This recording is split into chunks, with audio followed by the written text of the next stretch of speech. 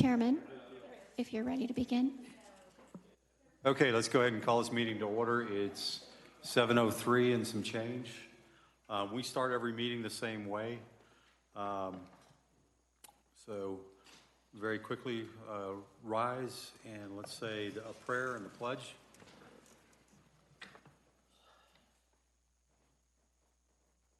Heavenly Father, as we gather for this Planning Commission meeting, we humbly ask for your guidance and wisdom in our deliberations. Grant us the discernment to see the needs of the community clearly and the foresight to make decisions that promote responsible development while honoring the character of our county. May our discussions be respectful, thoughtful, and focused on the greater good. Help us listen attentively to all perspectives, weigh options with fairness, and ultimately choose what is best for the future of our community. We thank you for your presence with us and ask that you bless our work today. Amen. I pledge allegiance to the flag of the United States of America and to the republic for which it stands, one nation, under God, indivisible, with liberty and justice for all. Thank y'all. And if you don't mind, please take out your cell phones, put them on silent. And we're going to start today off a little bit differently, only a little bit differently. We will do a roll call. Thank you. Diana Edstrom. Here. Dan McAllen. Here. Kyle Gennardo. Here. Nicole Hunt. Present. John Gresham. Here. Dee Dee Schott-Grace. Present. Van Sands. Here. Robert Politik. Here. Kevin Kirkwood. Present. Chairman, you have a quorum. Thank you. Do we have a staff report? Yes, sir. Good evening, commissioners. The items that have been heard by the Board of County Commissioners since your last hearing, as you may have guessed and heard, was the Excel Power Pathways project. That project was heard on the 24th and 25th of June. The board will be convening in a special meeting tomorrow to officially adopt the resolutions, and they did vote to deny those applications. Thank you. That's actually interesting news. Thank you. Do we have any citizens that would like to make a comment on anything not pertaining to what we're discussing tonight? Seeing none, we will move on. Do we have meeting minutes in this? I don't think we have meeting minutes. No, sir. Okay, fantastic. So we're going to start today with a presentation. Blake Young from Kimberly Horn is going to take us through the comprehensive plan introduction. Please join us.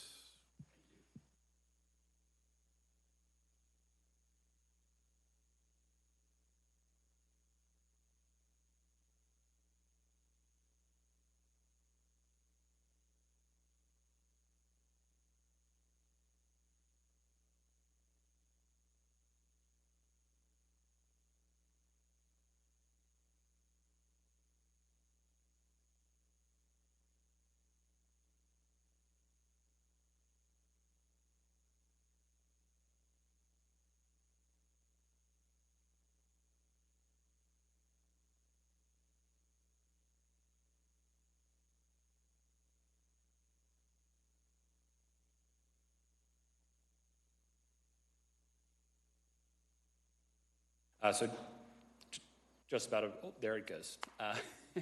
Just a quick drive away. My partner Inez Galmish, she is going to be the deputy project manager with me as well. And then a few additional names on this org chart you may be familiar with. Chris Hopkins, Curtis Rowe, and Joel Price have had extensive experience in Elbert County. Inez and I have both authored or assisted in authoring the Kiowa Comprehensive Plan not long ago, and now we're excited to get started on this effort. So a quick project overview on what is and what is not a comprehensive plan. We typically get these questions throughout this planning process folks hear comprehensive and they think of everything. But this plan is really a guiding document for the vision and the future for Elbert County. And it's a really exciting opportunity, not only for the county, but for the individual municipalities within the county. So it's a way for the community's voices to be heard, and for us to essentially solidify their comments and their vision into an adopted plan.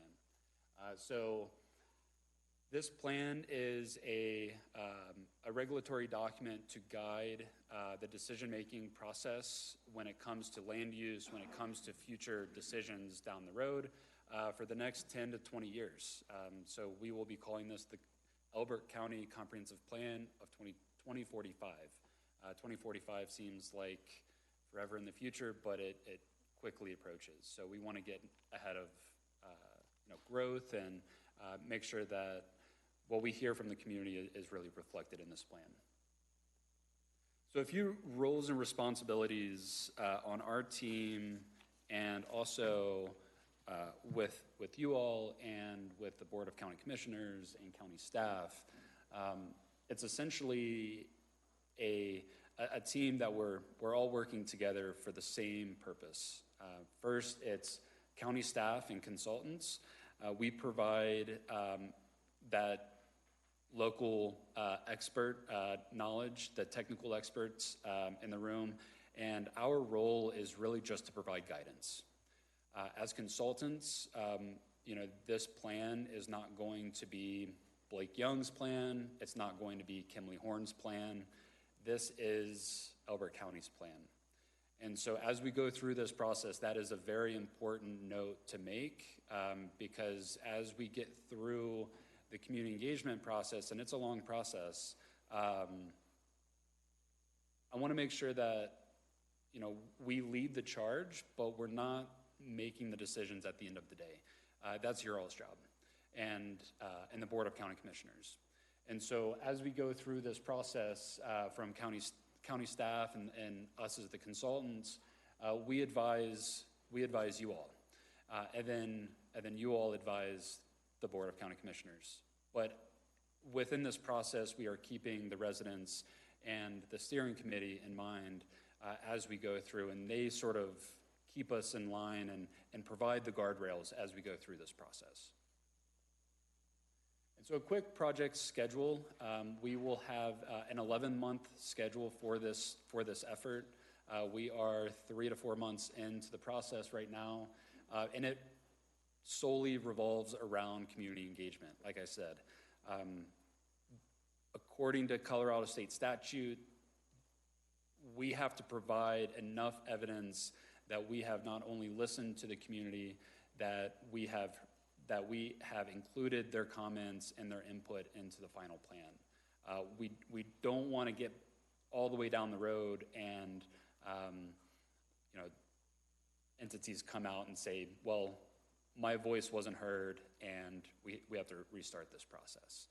So we want to do a thorough job in the community engagement process, and it leads everything from the visioning and the goal setting to the future land use plan to the policy and recommendations at the end of this process. So like I said, community engagement is going to be the biggest piece, and it's the biggest hurdle. This is, with a comprehensive plan, it is as encompassing as you could imagine. Hearing different opinions from different folks, whether it's in Elizabeth or Kiowa or on the Eastern Plains, they will have a very different viewpoint on what their vision is, not only for growth, but for non-growth, or what even single-family residential means to them. Everything is different, and so with a county this expansive, we're going to be working with county staff to really guide this process and understand the county and the landscape within the county as we go through. So to start off, we will be involving you all and the Board of County Commissioners. When we say community engagement, we do mean you all as well. You are part of the community. It's not only just residents, business owners, landowners, visitors, but elected officials and appointed officials. So with the first engagement events, we will be starting off with kicking off our website and survey, which is currently underway. We should have this wrapped up within the next 7 days. And then also we'll be leading into a few pop-up events. Pop-up events are much different than open houses. We are meeting the community where they're at. So we will not be hosting, I like to say our meetings are really exciting, but they're, at the end of the day, they're planning meetings. And so we don't want to only bring out people to just hear us speak and look at some boards and provide feedback. So for the pop-up events, we'll be going to the Elbert Day Festival and the Elbert County Fair. So meeting folks where they're at, and hopefully a very positive environment where they're happy and excited to get feedback or give feedback. And then that feedback will get layered into the creation of boards that will present at the community open houses. The open houses are really where we start to disseminate the responses from the survey and the feedback that we got from the pop-up events. So we're starting to get really into the meat and potatoes of the engagement. And then throughout this entire process, I had mentioned the steering committees. So we are kicking off the steering committee workshops or working sessions. We'll be hosting, I believe it's 10 working sessions at an hour apiece. And this is a really good way for us to sort of check whether or not we're in the right spot, and that we're hearing correctly from the community, and we're not overstepping our bounds. It's our job as consultants to press a little bit and maybe pry. If someone has a concern, it's our job to ask questions and really dive into it a little bit deeper instead of just saying great and moving on. And so that's typically the most difficult part of our jobs. But like I said, we've had a pretty extensive experience in working in rural communities, and I come from Kentucky, so I understand the need for preserving rural communities, and we're going to be reflecting that in this plan. And then the community survey, a few items that we're looking to get out of the survey. The first one is to cast a wide net. We want to make sure that we're hearing not only from Elizabeth, but Kiowa and the Eastern Plains, and try to get a wide range of feedback. And then this is essentially the foundation for the vision and goals, and then we'll be going back to the steering committee to make sure that we heard those correctly.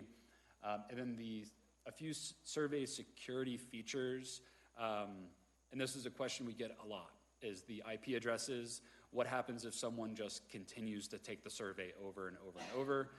We have a feature where we can pull or identify the IP addresses to understand if one computer is taking 30 surveys, and we'll be able to kind of pull those out. And we don't want to restrict one response per IP address because many households may only have one computer. And we don't want to restrict just one response per household. If there's 4 family members that live there, we want to hear from all 4, and those may be very different responses. So a little bit of explanation there. And then also with the survey, we want to ask non-leading questions. It's really just open-ended. We want folks to sort of get into it with us and be open and honest and candid with us. And then a few next steps. We'll be developing the comprehensive plan logo and branding. This is currently underway and should be wrapped up here in the next 7 days. When I say wrapped up, I mean the first iteration. We'll be developing 3 possible logos, and then county staff and the Board of County Commissioners will be selecting one of those, and then we'll be going through a round of revisions from there. And then we'll also be launching the project website and survey. Like I said, this will also be completed within the next 7 days. finalizing the existing conditions analysis. We have been hard at work pulling data and getting that first chapter written and in. It's really just what's here today, what's going on, what's the history of Elbert County. Like we said, we did the Kiowa Comprehensive Plan, so we have some good knowledge. We've been working with folks over at the museum to get some good information from that. And then also confirming the steering committee lists. I believe this is nearing completion right now, which is really exciting. And then we'll be programming the steering committee meetings and dates for that. So I would like to open up for any feedback, any questions that you all may have before we wrap up our presentation. Talk about the steering committee. So who will the members typically be on this steering committee, and who do they represent? So we have 5 questions for the steering committee members, or 5 sort of different people.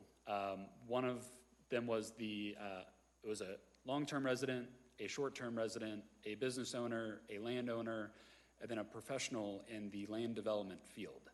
And so those were the guidelines that we gave the Board of County Commissioners, and then they selected folks based on those 5 criteria. We want to keep the steering committee to around 15 people max. We've noticed with past experience, once it gets over 15 people, it's just cumbersome. The meetings devolve into arguments, and it's hard to get consensus. So having each county commissioner be able to select those folks, and then we're going to be reaching out to them to confirm their attendance at the steering committee. So are all of these steering committee members residents of Elbert County?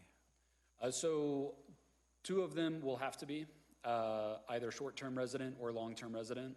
The business owner or landowner criteria could or could not, and then the professional also could or could not. Per the Colorado state statute, and this is something that we had been talking about, is how do we sort of disseminate out between resident versus non-resident? And as we go through this process, it's much easier to do in the survey because that's the first question. But with the steering committee, I think it's, with the recommendations coming from the Board of County Commissioners, we're putting our trust in them to decide and pick out. Potentially only 40% of the steering committee members should be Elbert County residents, or could be Elbert County residents. Yeah, and I think once we get into the list, and we don't have the list right now, and we haven't finalized the list, that's part of the finalization of the list. If we do get down to 40%, that's a red flag for us. And so we'll get back to the drawing board and see if we can maybe identify. Please, because we've had studies that have been done by people from California that don't understand Absolutely. what Elbert County is. Absolutely. We've had studies done from, larger cities, starting with Denver, and they don't understand what Elbert County is. Yep. And so, color us a little concerned if we're looking at this going, we want Elbert County represented by Elbert County people. Absolutely. Yep. And with the survey, the first question is, are you a resident in Elbert County, or do you visit? It's a 4 or 5 answer question, multiple choice. From there, that is one of the only required questions to be answered. That way, when we start to disseminate those questions and those answers, we can sort of separate out. And so we can provide a really clear response of, this is how your visitors are feeling, and then this is how your residents are feeling. I have a few questions. You talked about the surveys, and you talked about not wanting to limit family members who might be using the same IP address. Do you limit the age of the individual who is participating in a survey? Because when you say family members, that's not just like husband and wife, right? Yep. There's others that might live at that address, including children. So do you do you monitor for that? I believe our cutoff is 15 or 18. Okay, but you do have teens who are Yes. potentially participating Absolutely. in these surveys as well. And I think that Is that clearly communicated as well, that like anyone 15 and older can participate in the survey? Yes, and that's something, that's a very interesting question, because we're getting that as well from Crowley County, where they're really interested in getting the younger generation involved in the sausage making process with these comprehensive plans, because 20 years in the future, that, you know, They're going to be the they will be affected. primary Yeah, household. absolutely. And so when we go through these, the pop-up events, and we'll be advertising not only the survey, but the community engagement events, we'll do a good job of making sure that we reach that demographic. Is that something the steering committee is going to decide, or is that something that you all decide or recommend? I think that would age limit? that would be our recommendation. Okay. Is to provide, I think the cutoff, in my opinion, is, or my recommendation would be in the teens, and getting their involvement is important, and maybe reaching out. We're going to be hosting or providing the surveys at local libraries to get the younger population involved, and then also reaching out to school boards, and that's the typical process for us on a comp plan. Okay, thank you. That's helpful. I did have a question. I wanted to know, can you give us one or two examples of rural counties where you were able to successfully produce a plan that resisted like the traditional city urbanization, but was able to still maintain like low growth? Do you have a couple of those examples? Yeah, so we're working in Fernley, Nevada right now. It is right outside of Reno and Sparks. And when I say right outside of, it's about 40 miles east, if you're familiar. And it's a rural county. And the biggest issue that they have is property rights. That is number one. I mean, being in Nevada, that is pretty typical across the state. And we did 2 area plans that is essentially the entire square miles of the city multiplied by 2, and we've just completed adoption for both area plans, and they have had not only Tesla, but it's Google, Switch, Microsoft come through, and historically they have ran the gamut of development, and essentially the counties and cities have just bent over backwards to get them to come there. The result is uncontrollable growth. It's an amount of growth that not only your infrastructure can't withstand, the residents don't want it, and it's pulling people from Tahoe. And if you know anyone from Reno and Sparks, Tahoe is much different. And so we've been using that example as a way to not curtail growth, because that's the city council, the planning commissioners, they want growth, but they want growth sustainably, and that means incremental growth in a way that reflects their community character. And so that's one example. And like I said, I started out as a planner in Pennsylvania. I come from Kentucky, and going all the way from Kentucky to Texas to Washington, all over the state. And it seems like the same questions come up: is how do we steer this massive ship that is development in the right way without completely cutting off its legs? And that's something that I pride myself on, and being able to listen and hear from the community and reflect that in the policies that we plug into these plans. Kiowa was another example of identifying areas of growth, but knowing that there's a major landowner that holds control over a lot of the land in Kiowa and is essentially landlocking the town. So it's an interesting question, because I don't know if I have a direct answer, yes or no, or this is where it has worked, because it's a 20, 30, 40, 50-year process. Okay. Well, I'm glad we're getting you involved right now. Thank you.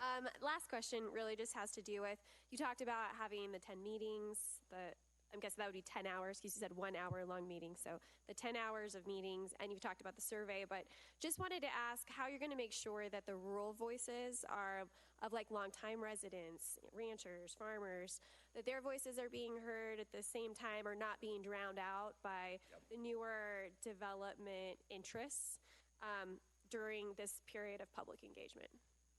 And that's typically where we have to put our armor on, because the louder voices come out in droves, as you all know. And with the ranchers, I think the most difficult part is getting them involved in the entire process from start to finish. Having them answer the surveys, and then coming to the open houses. And then if it's obviously they're extremely busy, our line of communication is always open. As consultants, we're here to provide support to county staff, to listen, to answer calls, to answer emails. And I think to answer your question, it's getting our contact out to them early on in the process, and then allowing them the comfortability to reach out to us if they have questions or concerns.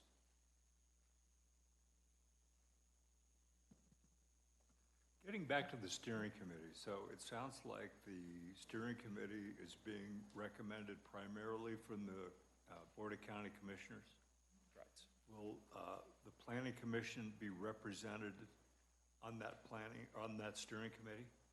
So with a steering committee, in Yes. my view, I think it's a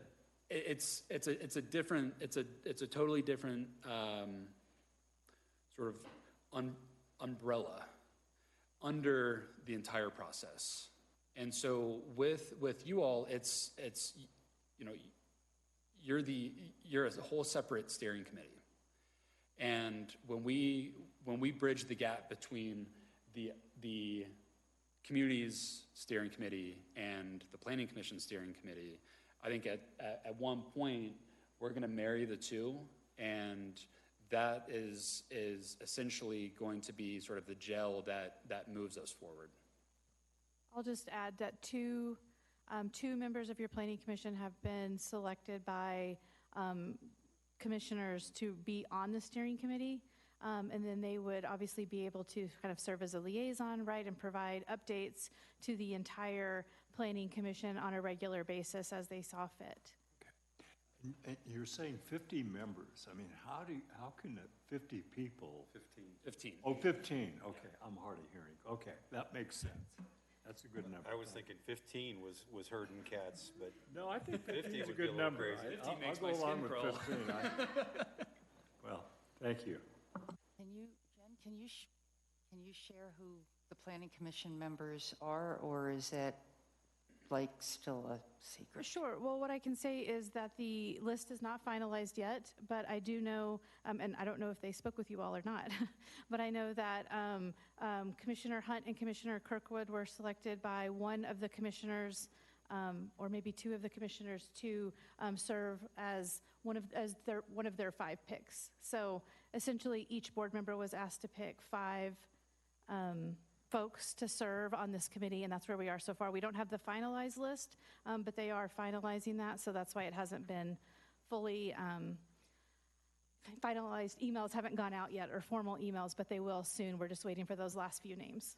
Okay, thanks. I've got a couple questions for you. So the vision statement to me has been, I'm interested in the vision statement, when that might be formulated. And the reason I'm asking is the vision statement that we have for the current comprehensive plan is very different than the one that was in the previous master plan. And I'll just bear with me here for a minute. So the current vision statement, and I don't think this represents the county, which is why I'm bringing it up. So the current vision statement says Elbert County, being rich in heritage, has a vision where property rights are respected and agriculture, commerce, industry, and residential growth are encouraged, thereby creating a path to economic prosperity. Personally, to me, that's not a vision statement, but the one that we had with the old master plan, I think was, and I'll just read a couple of sentences. We envision a community in which our small town rural values and agricultural heritage are preserved and respected, where children can be raised safely and where quality education is available.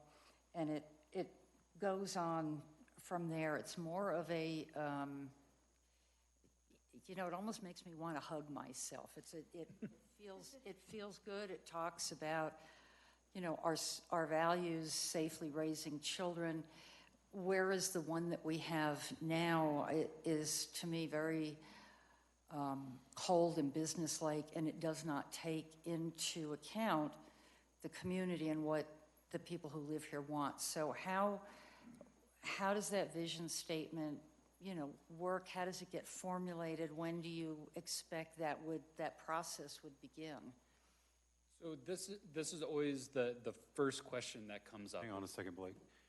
Can we take the slide down? We've gotten some requests to see the speaker and the community. Thank you. So this is typically the first question with a comprehensive plan, and it's the most important. How we typically approach the vision statement, it's a very clear and direct statement. One sentence, and then we go into the goals. And the goals break down very directly how we implement that vision statement. And in terms of formulating the vision statement, we certainly do not want to come in as consultants from a big city coming in and saying, this is what we think your vision statement should be. We need to wait until we hear from the community, from the survey, from the pop-up events, and then as we lead into the first open house, that's when we formulate the first vision statement draft with the support and help from the steering committee. Wendy, Thank you. And just one more question, and I think you might have had it in the slide, but when do you anticipate to have the first draft of the comprehensive plan for the county, if you will? So I believe it is, hold on one second, bear with me here.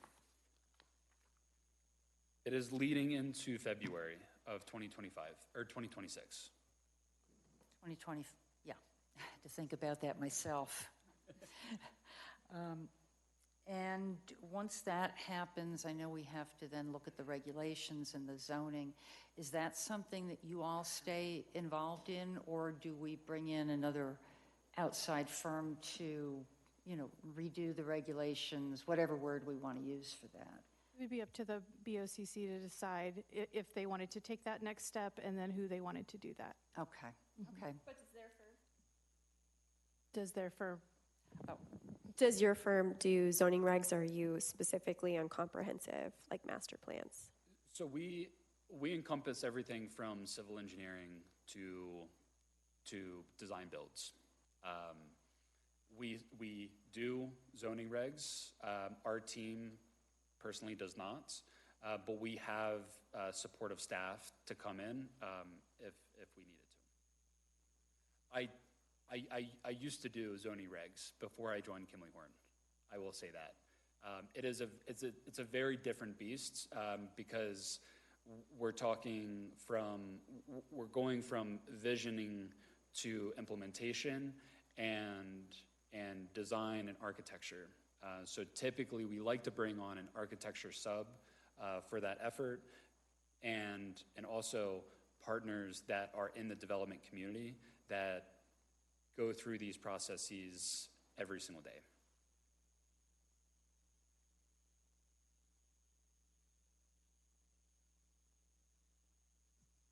Any other questions for Blake?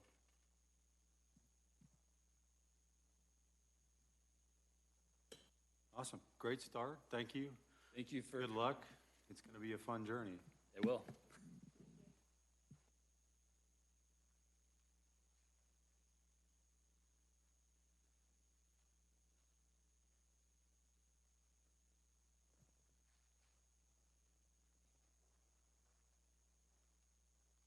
So we are going to now go into a semi-quasi judicial hearing relating to the rules and regs, and then we will get into a full-blown quasi-judicial with the hearing for the Coyote Ridge PUD. But to start, I want to go ahead and open the public hearing for the regulations and the restatement of the red lines. And so Jennifer, you and I can partner on this. I believe the first one in this, if you want to do this as a report, that's great. If you don't, and we want to talk through it, that's also great. I see that the first one is the removal of the EDZ from the rules and regulations. The second one is a restatement of how we approach the concept plan and striking the concept plan from the rules and regs. The next three are literally some machinations of simple changes that need to occur. But would like to open the public statement. Any other comments that you would like to make about the rules and regs? I'm open to suggestions on how you'd like to approach this. There's obviously a lot. I believe 15 different articles across the zoning and subdivision regulations had some degree of change. We can certainly go through each and every one, or if you all have, reviewed them and want to just focus on certain ones that maybe need further discussion, we can do that. So completely up to, your direction on what you think would be most appropriate. I know that these were specific topics directed by this commission and that they are things that you all do feel strongly about. So please let me know what you think would be most effective. Okay. I guess the first thing is to open this up to the direct public. Since there's not going to be a staff report on this or staff presentation, there's not really an applicant. I guess we are the applicant. Correct. In this case. So if anybody here is to wishes to speak on the rules and reg changes that we've had posted out there for about a month now, happy to hear you. Seeing none, or hearing none, I think maybe we should open this up to the board or the planning commission around specific areas of interest for the rules. Is there any areas of contention that we need to discuss on the rule changes? I have a couple things. I hate the word contention. So Jen and I have kind of conversed about this back and forth, and I've been in touch with Kevin. That what I'm bringing up is the existing Amendment 5 that is the current regulation. I did some research on it. I have questions as to whether that amendment was properly enacted, for lack of a better word. And I think, Jen, you had said that the document I had put together on that was given to the attorney. I don't know if he's had a chance to look at it, but the reason, and without going into all the details, the reason I'm bringing it up is if the current Amendment 5 was not properly enacted, does that have, or could that have an impact on changes that we would make and that would then put us into Amendment 6? I'll let you start that answer. I have only had some brief conversations with the new county attorney. Obviously, there's been a lot going on. Yep.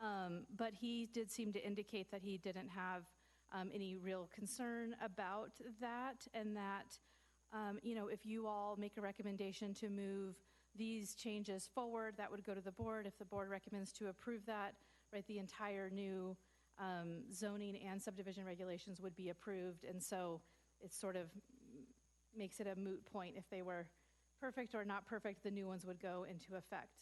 The good news is, and I think we discussed this a little bit back with the old ones, by having red lines, that seems to be what was missing previously, and I wasn't really a part of that and can't speak to it, but by having red lines, it makes it possible to, upon the board's decision, to essentially immediately, within a couple of days, enact those and record those. That wasn't the case before, which caused some, significant delays and all sorts of things that I'm not sure about. So I do feel comfortable at this point that, whether you all moved forward or recommended approval of a single change or every change, those are available to the board to be enacted should they choose to do so. And so I think it would solve any issues that may or may not have existed. Okay. It becomes a slicing and dicing exercises at that point.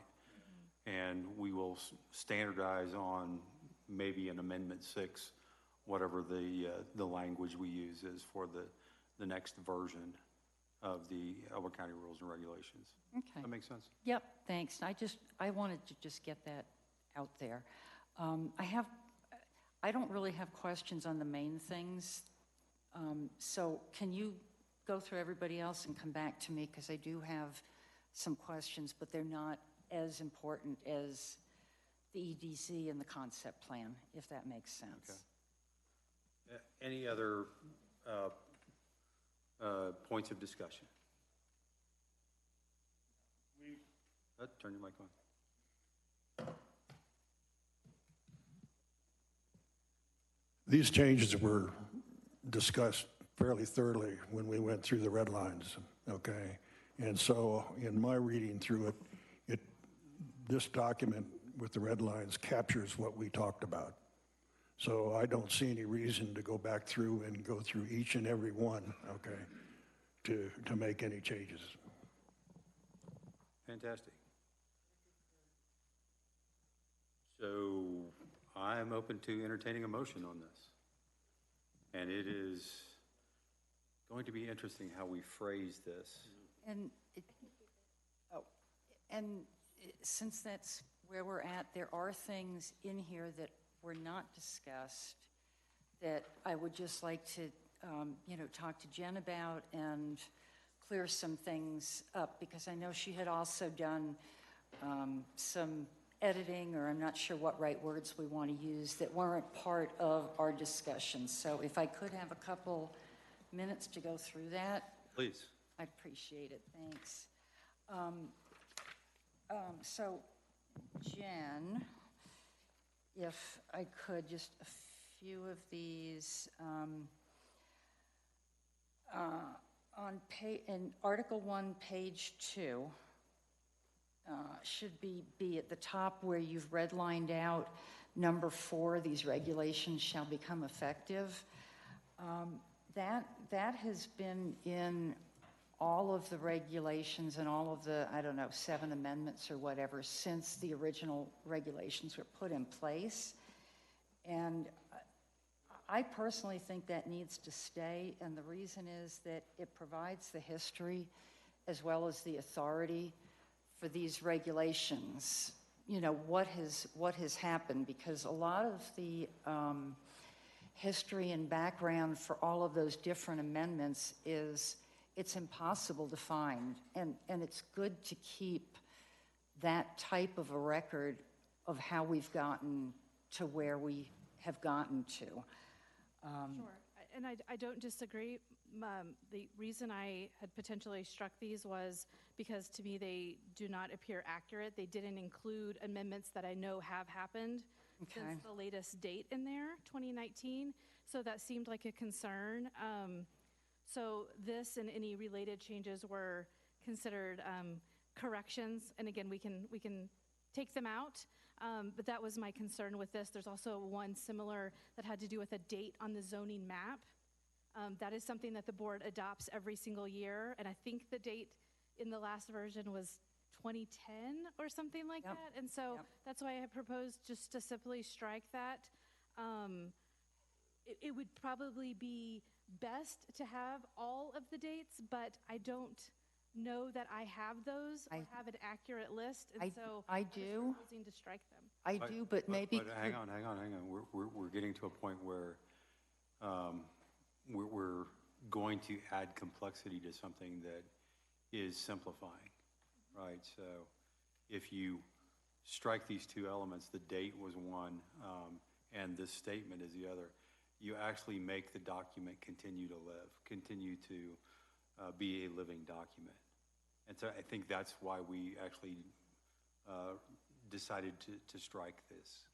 I mean, correct me if I got that wrong, but I don't think this was part of our discussion, though, was it? This particular section, at least. yeah, I think even if it wasn't, I don't remember it, but I can see us sitting there going, there is a reason for striking this. And there's also a reason it's been in the last 7 amendments. But if I could make a suggestion, strike it. I have a lot of the old history from Christina Stanton, who had done this before. I imagine we'll be doing some other, amendments. If we could come back and revisit this, maybe with the accurate, rather than holding things up with this, I think that would be a good thing to do. That's fantastic, yeah. Okay. You can do that. Let's see. Yeah, I saw the zoning map thing that you had. So that was Article 1D on page 3. It's kind of, I'm not sure if the rest of the language in that paragraph, if it needs to be reworked. And the reason I'm saying that is, yes, the official zoning map, the BOCC approves it every January, but since we have the GIS mapping, it's very different technology than we had when this part was originally written. So I guess I would just ask, where it says the official zoning map together with each amendment, et cetera, is CDS has the responsibility to do that, or is that something the assessor does through GIS, and does that need to be updated? So I guess a couple of things about that. My understanding is that the board does officially adopt the official zoning map once a year. Correct, zone changes do happen during the year, and they are reflected on the online map.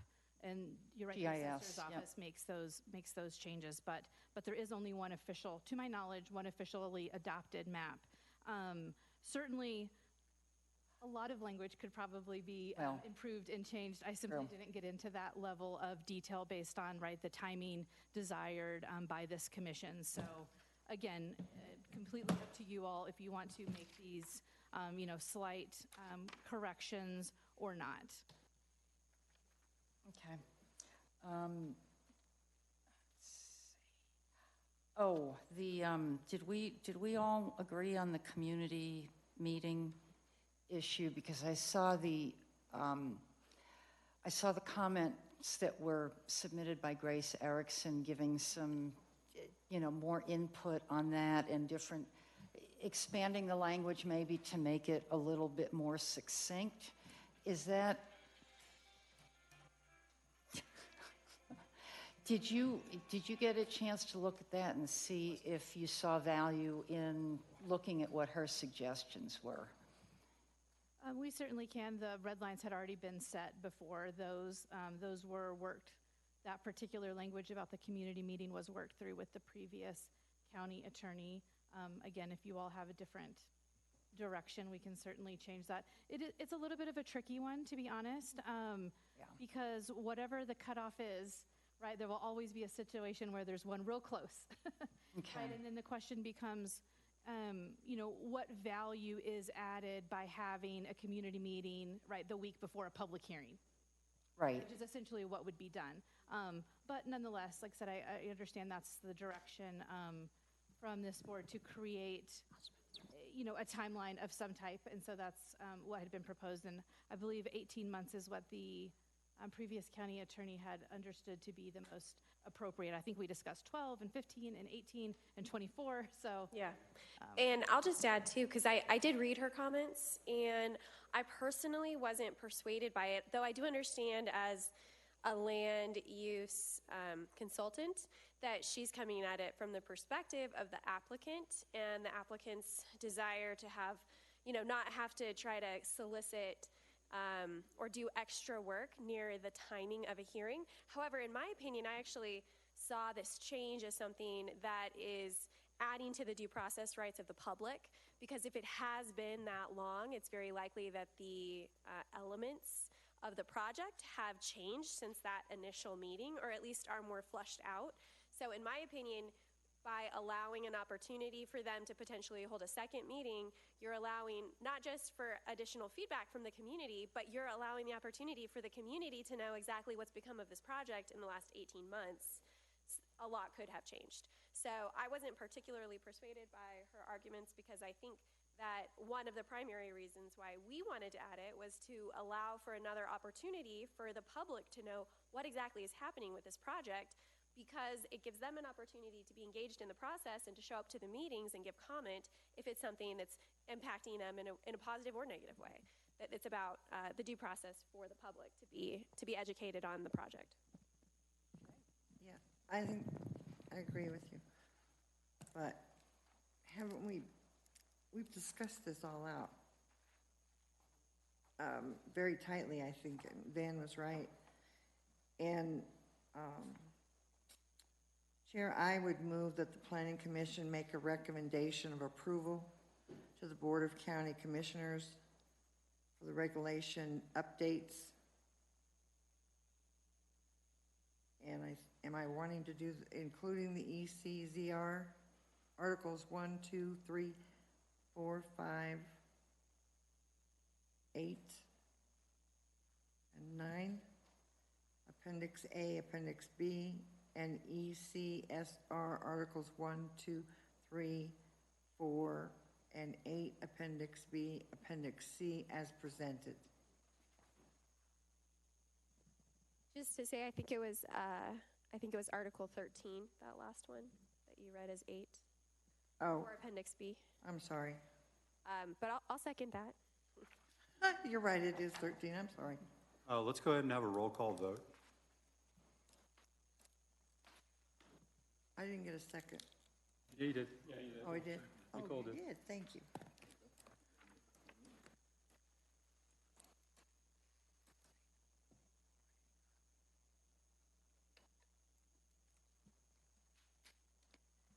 Roll call vote. Van Sands, Aye. Dee Dee Shaw-Grace, Aye. John Gresham, Aye. Nicole Hunt. Kyle Gennardo, Aye. Dan McCallan, Aye. Diana Edstrom. Robert Politek, Aye. Kevin Kirkwood. Aye. Chairman, ayes 9, nays 0. Thank you. Appreciate that.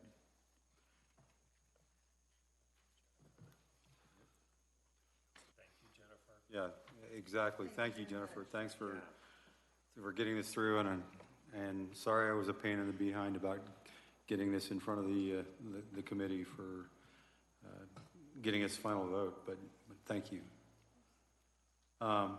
At this point, I would go ahead and like to close that public hearing and reopen under the updates to the Coyote Ridge PUD. With that, staff presentation.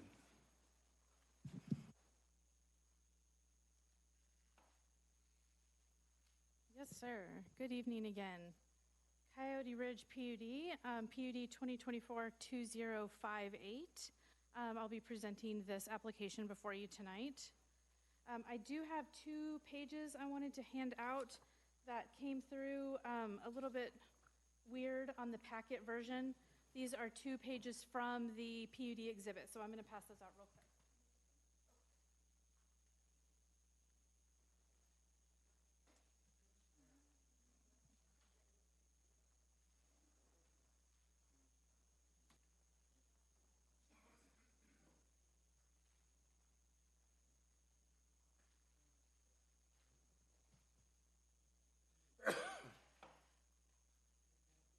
Yes, ma'am.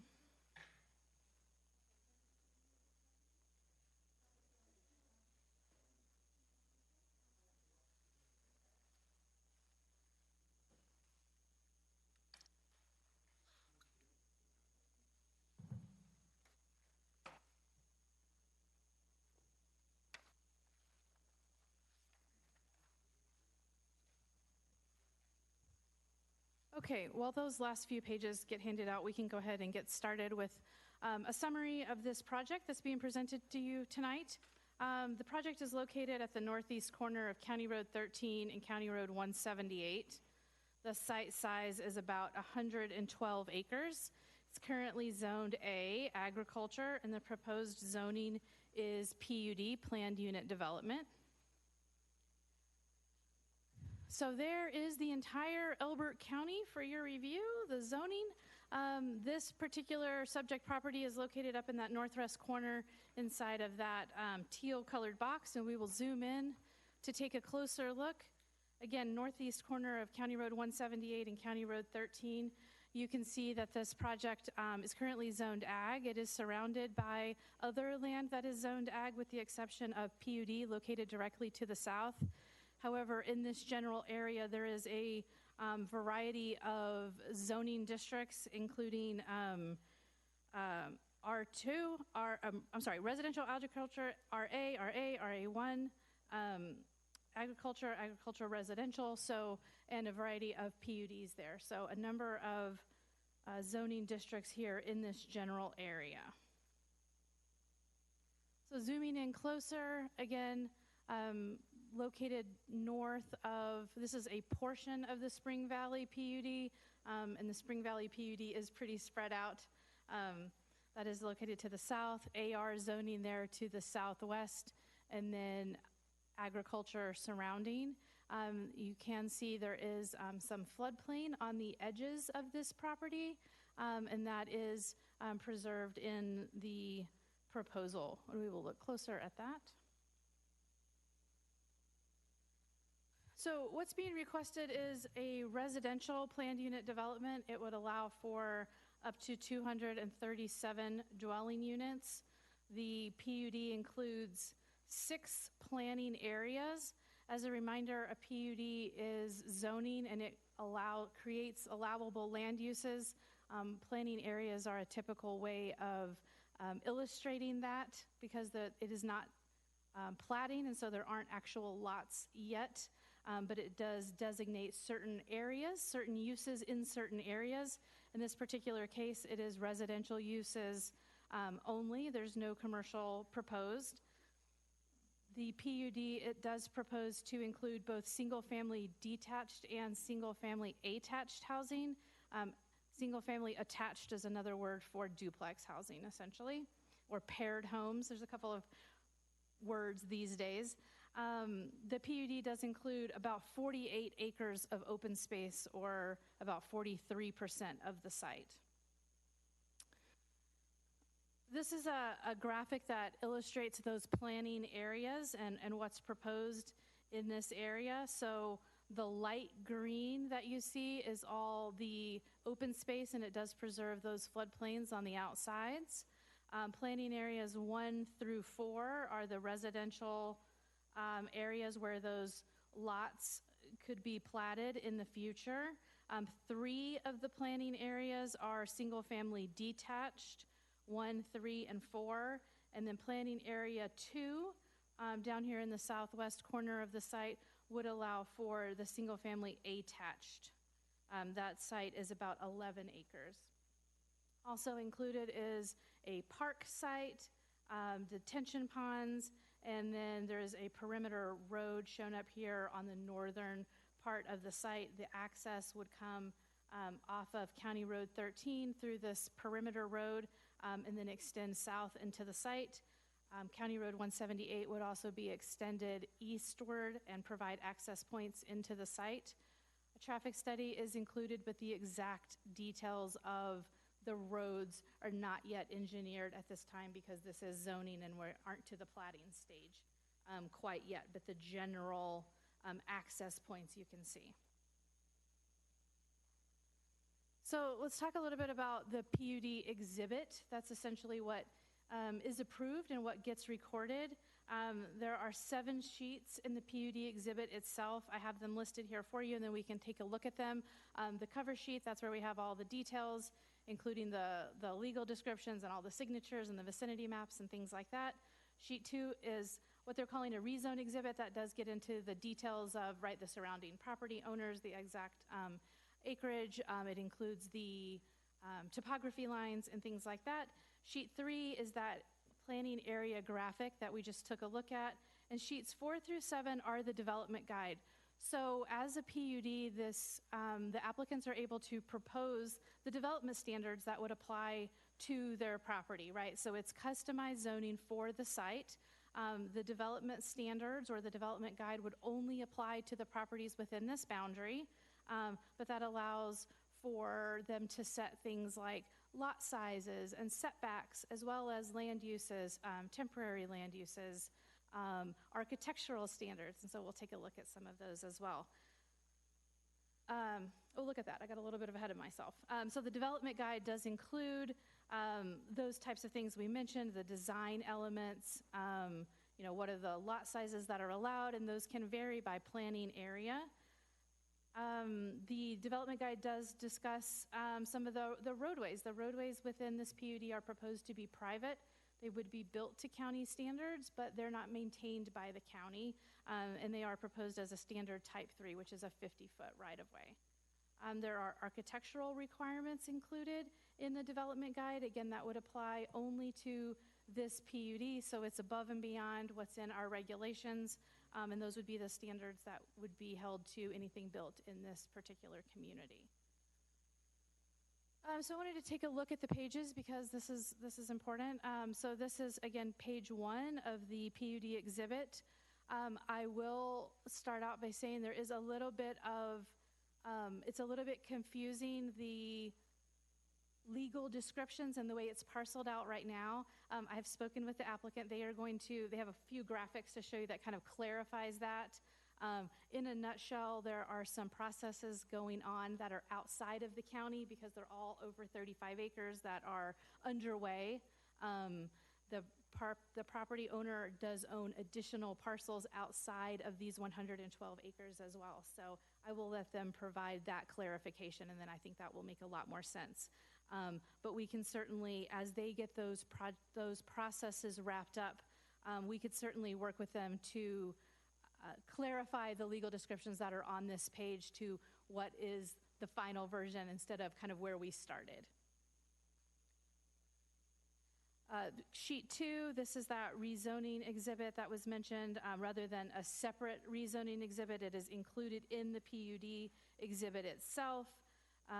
Again, as noted, this area that's shown that actually is subject to the proposed PUD is 112 acres. The property owners do own these parcels to the north as well. The parcel in the middle is the one that is being currently divided to finalize this configuration. You'll see the topography lines are on here. There is some lotting shown on this plan. Please note this is not a plat. Approving this PUD, if you all did so, would not approve sort of these lots as shown on this one particular page. It's simply what they have worked out to correspond with their planning areas to start working through the access points and how the lots would lay out and counts, but a formal preliminary and final plat process would be required to move forward.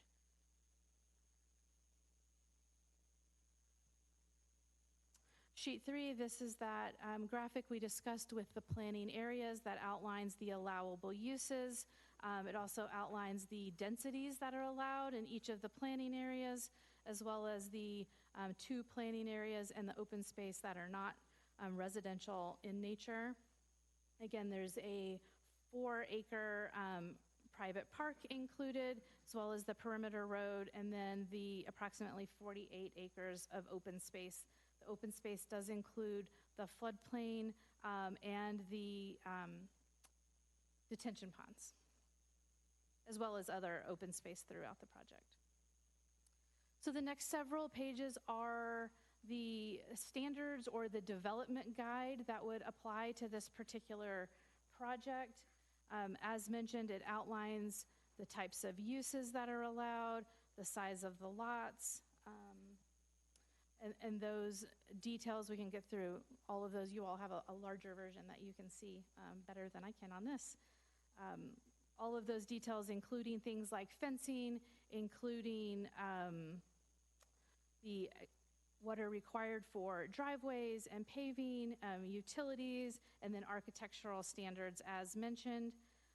There are actually specific elements that would be required, sort of a menu list, to ensure a certain architectural quality for the development, and there are even a few photos provided sort of as an illustrative guide of the different types of styles that are included in the development guide.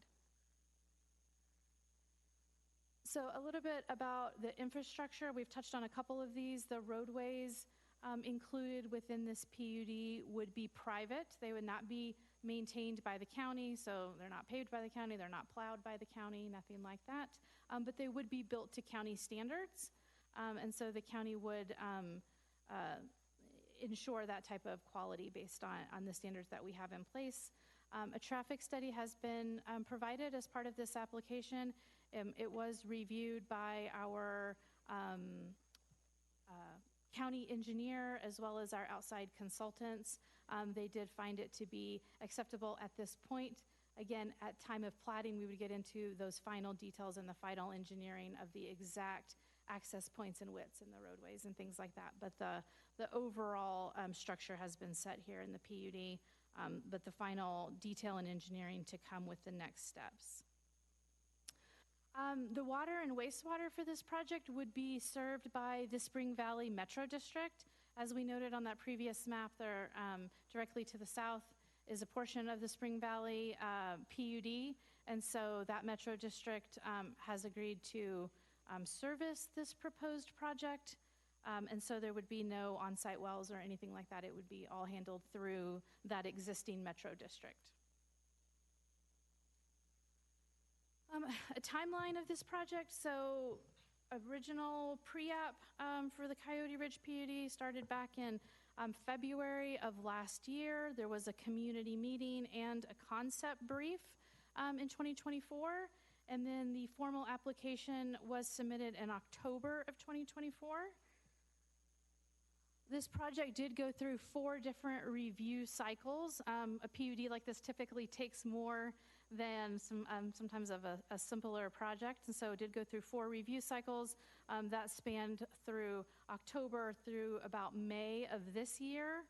Obviously, we are here at the Planning Commission tonight, and then it is scheduled to go before the Board of County Commissioners on the 23rd of July. The public notice was met, including the sign posting and the newspaper notice and the mailed notification. Public notice was handled for this project as required by the zoning regulations. A summary of some of the agencies that did review this project are listed here on this screen, including the Health, CDPHE, Colorado Parks and Wildlife. This project is actually within the Douglas County School District boundary, and they did review this. There would be a cash in lieu payment required at time of final plating. They have requested if the county agreed for that to maybe be a note on the PUD exhibit. That's not required, but you all could choose to do that if you felt that that was appropriate. But at time of final plating, cash in lieu payment would be required to the Douglas County School District. This was reviewed by the assessor's office. Like I mentioned, there is just a little bit of confusion with the legal descriptions and the way the parcels over this course of time that has changed a little bit. The assessor's office is fully aware of that. They've been working with the applicant also on the properties or the parcels that are not included in this application. So there's a lot of moving parts, as there often are with these projects, but it is all moving in the same direction and everyone is aware of what is happening. Again, Public Works did review this proposed PUD in terms of traffic, in terms of the floodplain and the drainage report. The Metro District was obviously also included as a referral, since they would be providing the water and wastewater. The Fire District did not have any concerns at this time. As of today, no public comments have been received on this application, no phone calls or emails or anything like that. So let's go through the review criteria. So these are from Article 7, letter F, the review criteria for a proposed planned unit development. These are summarized, but essentially, number one, that it's consistent with the comprehensive plan, that it's compatible with surrounding land uses, whether or not it would adversely impact public services or the environment, whether the proposed project would create unreasonable traffic congestion or burden the road system without improvements. Improvements are proposed, and whether or not it would be detrimental to the health, safety, or welfare of present or future inhabitants of Elbert County. So a few considerations for the Planning Commission as you consider this application. The surrounding zoning does include agriculture, PUD, and AR, and there are a variety of other zoning districts in that general area, although not directly adjacent. The proposed land uses and standards in this proposed PUD would only apply within the PUD boundary. So nothing that's approved for this or any other PUD applies across the board. Doesn't apply to, neighboring properties that are zoned differently, only within those boundaries. Again, final engineering would be prepared, reviewed, and approved as part of the platting process, as is typical for all of the projects that you see. As noted, the preliminary and final plat process is still required, so this PUD does not plat the property, as mentioned, simply zones the property, and that would go through the normal processes which do come before you all for plat approval. Again, as mentioned, the roads within this project would be private, built to county standards, but not maintained by the county, so there's not a responsibility on behalf of the county to maintain those roads. And from a land use perspective, the gross density of the overall project would be 2.1 dwelling units per acre. Again, about 112 acres, 237 max units that would be allowed based on the proposed density in the various planning areas and the acreages for those. Should the Planning Commission decide to recommend approval, there are a few conditions of approval that may be appropriate that you all could consider. The standard few about removing the public hearing signs and fees being paid and conditions met to become effective. Obviously, the PUD exhibit does have to be recorded. Recordation has to occur within 180 days. And then a few more. Number 4 is in response to that comment by the Douglas County School District. If the Planning Commission felt appropriate, you could put a condition that a note needed to be added to the PUD exhibit to memorialize the requirement for a cash in lieu payment to Douglas County School District prior to recordation of a final plat. Again, I would argue it's probably not necessary because we would go through the platting process and it could obviously be added as a condition at that time. But if you all felt necessary, you could certainly add it at this point as well. And the applicant is aware of that requirement. And number 5 is a potential condition to make minor corrections to the PUD exhibit and the development guide as needed. Staff would work with the applicant to do that. Again, I'm referring to, I know that the version in the packet, there was some line work that was a little bit odd and things like that. So this would simply allow for staff to work with the applicant to ensure that everything is perfectly correct. I did note at one point there was maybe an adding error on something, and so this would simply allow for those minor corrections, any typos, because we always seem to see those after the fact versus before the fact. And so this would simply allow for that. And then if the Planning Commission had other conditions of approval, those could certainly be added. That is a quick overview of the proposed PUD. The applicant is here with a presentation, and then they can also answer questions, and staff is also available to answer questions that the Planning Commission may have tonight. Thank you. Would the applicant like to speak up? Give me just a second. I have the one you emailed. Is it the same? Give me just a second.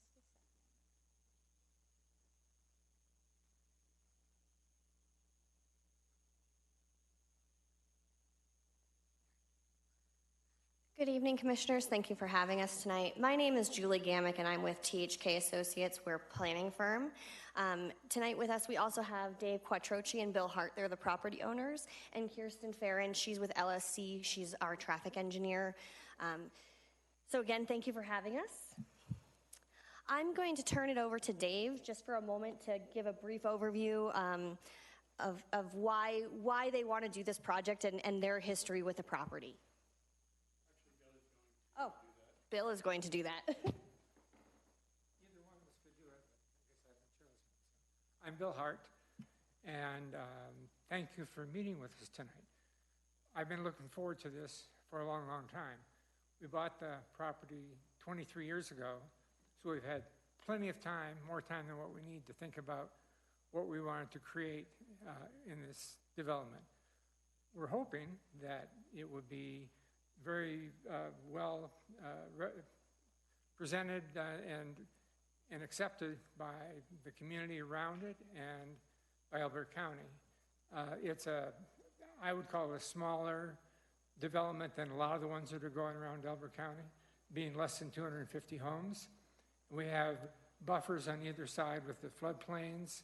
We have a buffer of 4 lots, 35-acre parcels to the north and 3 35-acre parcels to the south before we get to Spring Valley Ranch. And we've gotten to know most of the neighbors around there, and so we haven't had, obviously, anybody here complaining about anything. And the setting of the property, it's on rolling hills, so it'll be, I think, very sought-after houses when they're built, because there'll be a lot of walkout basements, there'll be a lot of mountain views, and it's all paved roads from there. You get to Parker, probably about 6 miles away. And so I think it's a great development, and I'm excited to be doing this. Do you have any questions of me? Why don't we go ahead and get to the end of the presentation? We typically call people back up, so it'll be a few more minutes before we get to the questions part. But go ahead and complete the presentation. That's all I was going to say. I will keep going. Okay. Thanks, Bill. Next slide, please. So as Jennifer mentioned, this will be a PUD. We're excited about the opportunity to do a PUD because it does give us the ability to design and provide guidelines and setbacks and lot sizes and whatnot to support our vision. So we're proposing a variety of lot sizes. Some would be larger, some would be smaller, the duplex option. So it would have a variety of housing types and housing lot sizes. As Jennifer went over, the design guidelines talk about permitted uses, setbacks, no build areas, footprints, landscapes, park and open space guidelines, streetscapes, you know, kind of the gamut to help define how the neighborhood looks as it comes to fruition. So I know that one of the questions that came through was, what is going on with these parcels and why are you moving things and what's with the legal description? So I just wanted to take a few minutes and go over that.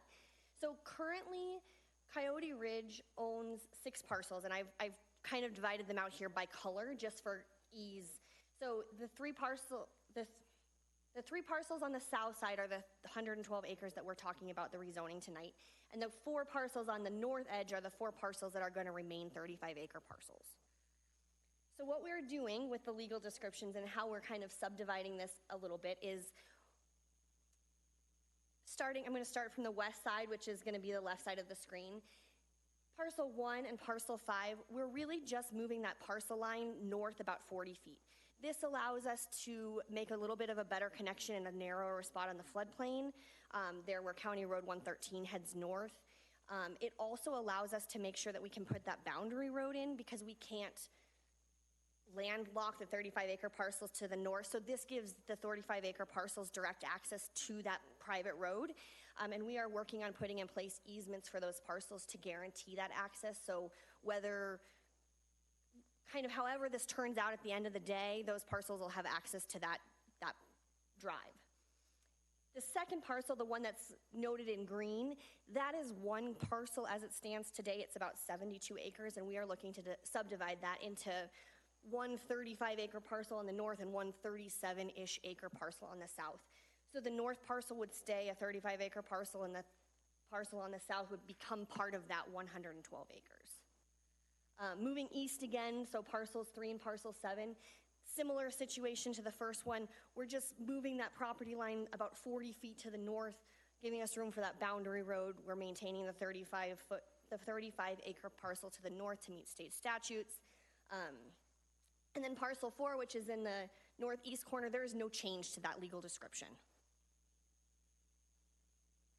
So when all this is said and done, we will end up with 5 parcels. So the 4 parcels to the north will remain 35-acre parcels, and the parcel to the south that's depicted in red will become that 112 acres that we're requesting the PUD on tonight.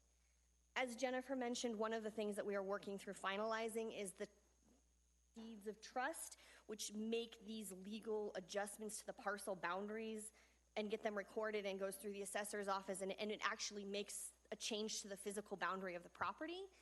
That is underway, and we're expecting them to be finalized next week. So from our side, it's certainly a technical correction that we would anticipate that when those deeds are recorded, that the legal description on the cover sheet would get updated to reflect that finalized change. Okay, so one other thing I wanted to make sure that we were very clear on is those 4 lots to the north are going to be and remain 35-acre lots. It is the ownership's intention, and they are currently working on actually providing development covenants on it. So those would remain 35-acre lots for the long term unless those 4 property owners were to get together and dissolve the covenants. So I did want to touch base a little bit on the rezoning criteria. One of the things is providing consistency with the county comprehensive plan. Basically, I went through goal by goal and put this list together of all of the places we think that we are meeting the goals of the comp plan. We're covering all of the costs of on and off-site improvements and utilities. We're preserving open spaces and using kind of a clustered development thought process. We have a diverse range of housing options and sizes. We've got parks and open space for public use. Access, water and sewer and other utilities are available and secured for the project. Coyote Ridge is adjacent to and will improve arterial roads, including County Road 13 and 178. We're joining an established district with Spring Valley to receive the water and sand. Parks and open space standards and water conservation goals are considered in the PUD guidelines. And we are preserving significant wildlife habitats and migration corridors by preserving those floodplain areas. Compatibility with surrounded uses, as Jennifer mentioned, our gross density for the PUD is about 2 units per acre. The rezoning won't impact the provision of public services. As Jennifer mentioned, most of our services are either going to be private or through Spring Valley Metro District. Our cash and lieu fee to the school district will be paid. And we also have now I'm forgetting the term, it's not a service fee, but we have an impact fee. So and that will also be paid with final plat. We're not causing undue impact to the environment. We're preserving those floodplains and those wildlife corridors. We don't believe that we're causing undue traffic congestion. I'm sure there will be questions about traffic. LSC is here to answer those. And then we don't believe that the rezoning is detrimental to the health or safety. So that concludes our presentation. We're happy to answer any questions the commission may have, and we appreciate your time. Great, thank you. Is there anybody that wishes to speak on this?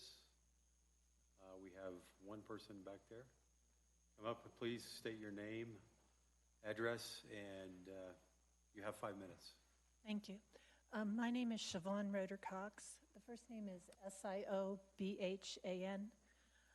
I live at 42943 Vista Ridge Road. It's Parker mailing address, but here in Elbert County. I'm personally very concerned about this potential change of zoning for this property. I read in the traffic impact study that it could lead to an additional 2,432 vehicle trips on the average weekday, which is astounding to me. As someone who's lived at my address for 29 years, I know the impact that the extension of County Road 13 has already had on our neighborhood. Increased traffic, people speed through the neighborhood to get to County Road 13. I can't imagine what additional negative impact an additional 2,432 vehicle trips would have. Not all of those will come south towards me, but some of them will, absolutely. I also disagree that the proposed rezoning is compatible with the surrounding land uses. Certainly we do have Spring Valley Ranch PUD there already. I would say, though, that the majority of the land is agricultural or agricultural residential around there, and having Spring Valley Ranch there has impacted the traffic, impacted the noise in the neighborhood, and I don't feel we need another PUD there. I would also say that although I know the applicant just said that the wildlife corridors would be maintained, that there would be no significant impact on wildlife, I wonder if anybody else who is impartial has looked at that, because I found a turtle wandering the road the other day in that very close to that area. So I can just imagine with more traffic and more development that wildlife would be impacted. So overall, I'm very concerned about the potential for this zoning change, and I would very much like you to decline to approve it. Thank you. Thank you, Siobhan. Anybody else? We don't have a huge audience here today. Would the applicant like to address the concerns?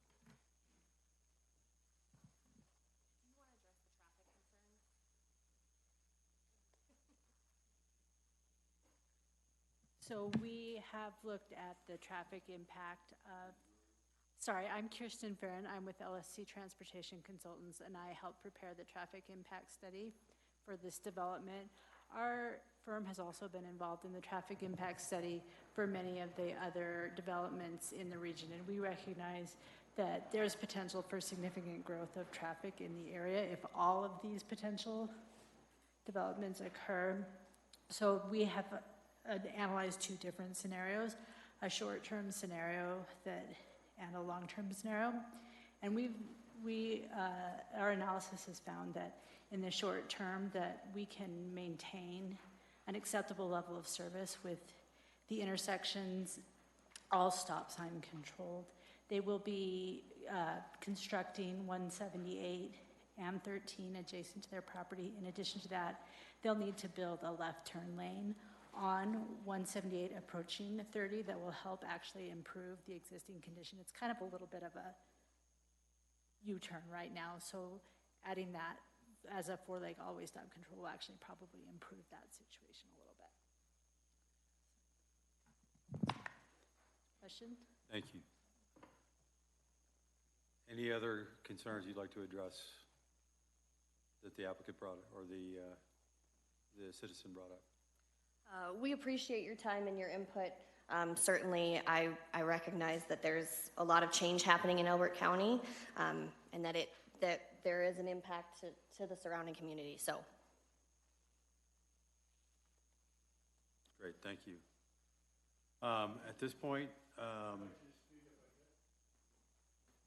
sure. Are you coming as the applicant, or are you coming as a citizen? Yes. Then choose one or the other. Okay, I'll go as applicant. My name is Dave Quattrochi. I am one of the two principals in this project. I've lived full-time in Elbert County for the past 25 years. I've worked in Elbert County for the fire department for over 18 years. We are not out-of-state developers. We're going to come in here, do our development thing, and then leave. We're here for the long haul. We're not going anyplace. As my partner Bill has said, we purchased this property about 23 years ago. And we've had a lot of time to consider the county's needs and what's best for Elbert County, as well as trying not to have a negative impact on the surrounding neighbors and community. What the commenter has said was very negative about any building or any development. I can point out that before County Road 178 was put in and paved, and County Road 13 was extended and paved, that is a tremendous positive for Elbert County. Prior to that going in, if you were coming on Delbert Road from County Line Road 194 going south, you would have to go all the way to Singing Hills Road, except for 186. You would have to go all the way to Singing Hills Road to go east. Now, this is a very convenient road for the county. Spring Valley Golf Course. That's a tremendous positive for the neighborhood. They've got a great restaurant. They've got a great golf course. What we're proposing is not trying to make it negative for the county. We're trying to generate a lot of revenue for the county as a positive on a small footprint, and yet surround it with vast open space. We've got 35-acre parcels to the north of it, which are designated to be residential. Our intention is for only one residence per 35-acre parcel. To the south, there's a buffer between Spring Valley high density, what they've got going, that third phase or whatever phase that is. There's a buffer of 35-acre parcels between them and Coyote Ridge. So we're excited about the project, and we've put a lot of thought and consideration into it, and I wanted to state that to the Planning Commission. Thank you. Thank you. Appreciate that. With that, public comment is closed. Applicant rebuttal is done, I think. So time for a board-only discussion. So who would like to start the conversation?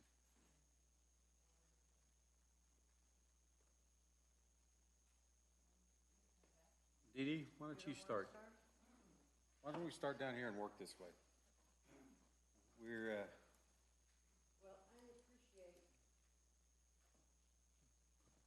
I appreciate you wanting to have a nice project, and I truly appreciate that you've given this an awful lot of thought and you want to be good neighbors there. However, this is kind of in my backyard, and I travel 178 and 13 every time you see me in town here, because I live clear on the other end at 184 and Delbert. So the amount of, I'm just going to have to just disagree with the traffic study. The amount of traffic since they started that last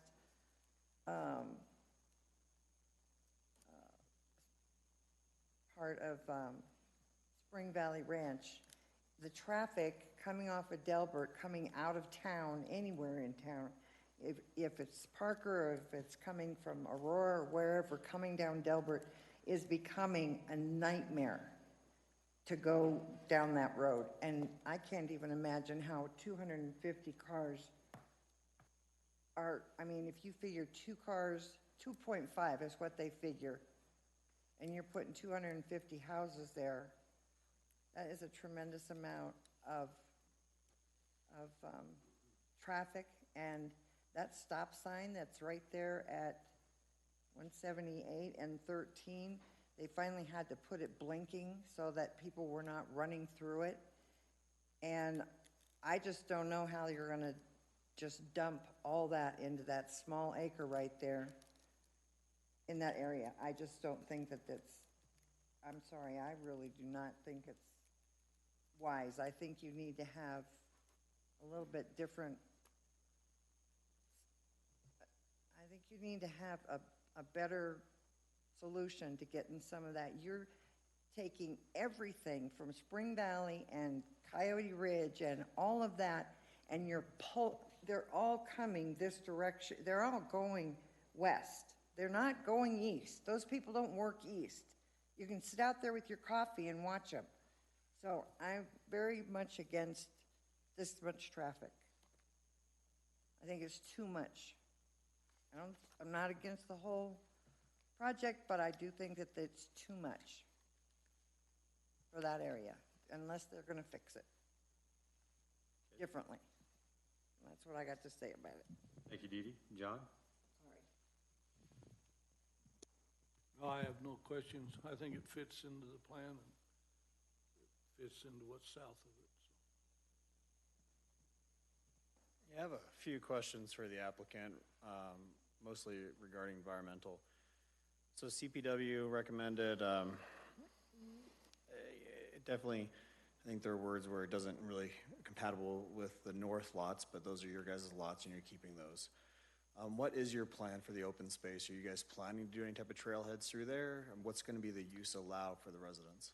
So there will be primarily passive uses in the open space. So we're expecting, like a loop trail system, maybe some benches, but we're proposing that the more active uses would be in that centralized park area. Okay, if you guys build any trail spaces, are you going to work with CPW on how to mitigate any type of impact to wildlife? I believe that they will be a referral agency for preliminary plat, and we certainly can do some additional coordination if that's, something that the board would like to see. Moving on to kind of historical resources, did you guys pull any historical resources on these properties? So according to the county's GIS database, and I'm sorry, I don't remember the other source, there is nothing listed in this property. No, and I think, I don't think there's a requirement from the county, which I think staff and us can have a conversation about at a later date. But, so what's the development timeline? So if this is approved, it gets approved from the BOCC, when do you guys plan on starting construction? So as it stands, and Bill or Dave jump in here, as it stands, we do not have a developer in line.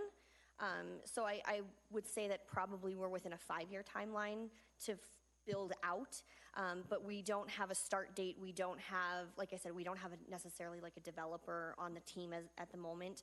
So it's kind of a hard question to answer. And as everyone here knows, the market changes every day. So I do think that the intention is to get it out on the market as soon as we're able to and have the approvals in hand. And some of that conversation with interested parties probably will begin after we hopefully get our rezoning in place. But at this moment, I don't have a firm timeline for you. Okay, then what would be the intention? I mean, I know the 23 years in a very thoughtful process. What's the price range intention for the single family? Again, I can't answer that, and I say that because, you're going to end up with a slightly different price range if you have like an American Richmond Homes than if you have a Cardell Homes, which develops a semi-custom smaller lot. So without having a developer in mind, I can't answer that. And that kind of brings me, I really appreciate the architectural guidelines that you presented. I think it's great. I think it's something that I've worked with the county or trying to work with the county to implement here. My only issue with it is you basically provided architectural guidelines and designs for 7 or 8 different types of homes, right? Mm-hmm. Is there one that you guys are trying to accomplish, or you just basically put every type of, I guess, view or type of home on their American farmhouse, Spanish, whatever it was, and just added design guidelines for each of those?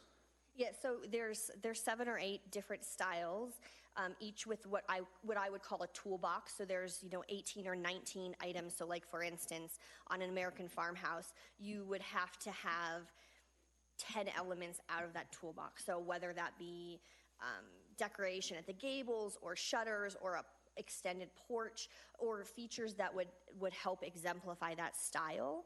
Again, without having a builder in mind, we require in the design guidelines, and I would have to double check it, but I think we ask for 3 to 4 styles. So you couldn't go in and do one contemporary home and just paint it a different color, right?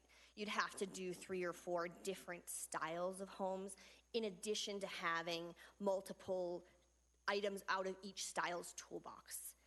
Does that make sense? Am I explaining that in a way that makes sense? It does, but my concern is, I mean, you have like Craftsman, I mean, what are the other ones you have? Monterey Architecture, just a whole menu of different architectures. And my concern is, I mean, this is supposed to be kind of a plan unit development. You're not going to use all of these features, correct? I can't speak to that because a developer may choose to use, go ahead, Bill. Or Dave? Dear God.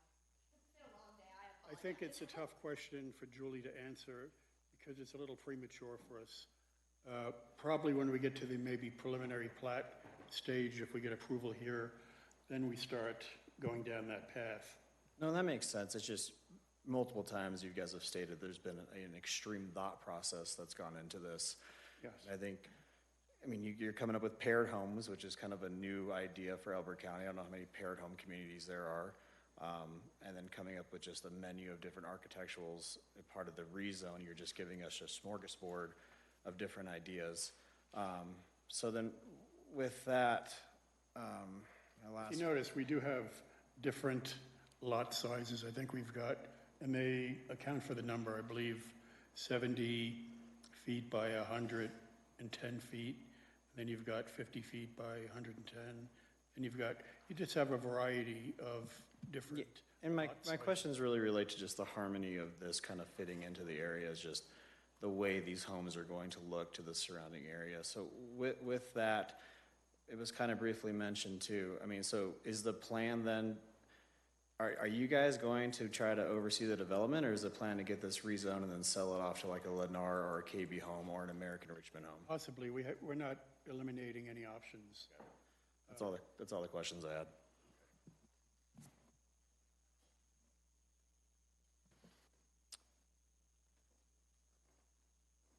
So was the intent with the number of different style homes? Because I was just trying to think, through some of your questions. So many times you go into these plan unit developments and everything's just rubber stamped in, like someone said, just a different color. Is it to have the ability to have adjacent homes to be different styles of homes, or within the toolbox that you said, one lot can have the Tudor and the next one can have the Spanish and the next one, is that the intention, to have different styles of homes all within the same, neighborhood? I'm not going to say it's necessarily the intention, but I will say that we wanted to give the option. And part of, in my mind, why that is because when you drive around Elbert County or when you go into the neighborhoods, a lot of it I'm going to just make up a date, 2000, they were all custom homes. Right. You drive down the street and this house and this house and this house and this house and this house, they're different styles, they're different scales, they're different colors. So for me, having the multiple styles and the options to have multiple styles is really more in keeping with the aesthetic and the visual of the rest of the county than having 2 styles with different colors. Right. And, 70 homes all looking the same. Yeah. So again, because we're only at the rezoning process, it's somewhat hard to answer the question. No, understood. I mean, to me, that was a, step forward in providing that style of information, so we have a potential concept of what this, rezone and future development would look like. So, no, I appreciate that, because, I don't know about anybody else, but I'm tired of going into neighborhoods and every single home look exactly the same, other than different colors. To me, it's boring. It's absolutely boring. It's Monopolyville. So, all right, thank you. That's it for my questions.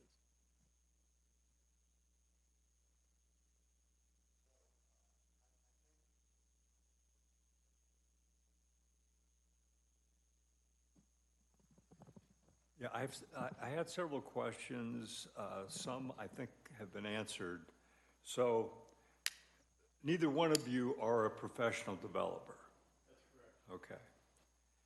And how do you intend to finance a project like this? Because this is a very expensive project. Put in the roads, the water, what type of plans do you have? Bonding, guarantees? We're going to form our own metro district. We are providing Spring Valley Metro District with water. However, we're not going to join their metro district for the bonding reasons. So we're doing our own metro district in order to get the bonding funds to build out infrastructure and, associated costs. You're right, they're very expensive. What's the approximate square footage of the houses that you showed in the legend? So again, I can't speak to the actual home sizes, but the design guidelines does set specific setbacks. So for instance, if you have, and I don't know the numbers off the top of my head, if you have a 70 by 110 foot lot, you would have a 25 foot front setback and a 25 foot rear setback and 10 foot side setbacks or whatever the case may be, which develops your building envelope. So the setbacks are determined through the PUD design guidelines. The actual footprint of the home, I can't speak to. See, that's one of my concerns because seems like there are more questions than answers. So I see exactly what you're saying and I understand the questions, but from a rezoning point of view, I think a lot of these questions we can help answer during the plat and as things get a little bit further along down the process. The setbacks define the maximum building envelope, and the height restriction defines the maximum height of the building, and those two things are defined in the design guidelines of the PUD. As far as the density for this particular project, you mentioned it's like 2.14. I assume that takes into account the open spaces, all of that. Is there a precedent? I mean, 237 homes or whatever may not sound like a lot of homes compared to some of the other larger density projects that are underway or have been approved, but are there any precedents to have 237 homes on 112 acres? It seems like that's a lot of homes for a property of that size. And, I asked that question, in a very uninformed way, but are there precedents for similar type of developments, this many houses on approximately 100 acres? Without having exact numbers in front of me, I would say that we have a variety of other PUDs in the county that have the same or higher density within their boundaries. Again, I don't have those exact numbers. I'm not looking at those, but between Independence and Spring Valley and EC West and EC East and others, I would say that 2.1 is probably on the low end. But yes, but Independence is on how many acres of property? I mean, I'm assuming that's substantially larger than 100 acres. The density as is Spring Valley. So my question is the number of homes per 112 acres. Is there a precedent for having that many homes on what I would describe as maybe a smaller piece of property? And am I making myself clear? So maybe I can help a little bit. So density is calculated as the number of units per acre. So whether you have 5 acres or you have 5,000 acres, the calculation is a ratio to itself, right? So if you have 2 homes on 1 acre or you have 20 homes on 100 acres, your density is the same because the ratio on the math is the same. So it isn't necessarily about how big the project is as much as how many houses fit in a specific area. And I can't speak for Elbert County, but I know for adjacent municipalities, which may not be a great comparison because Elbert does have a much more rural character, but like Town of Parker, Douglas County, Town of Castle Rock, Aurora, a R1 or a low-density residential density typically is 3 dwelling units per acre. So for surrounding municipalities, 3 dwelling units per acre would be considered a low-density use, if that's helpful at all. No, I understand what you're saying, but I'm looking at it from a different perspective. I'm looking at X number of homes on 112 acres. I mean, that's a different animal in my view, even though you can have, you can look at Independence and some of these larger developments and say, well, the density is pretty much the same when you prorate it back to, an acreage. So, thank you. No further questions.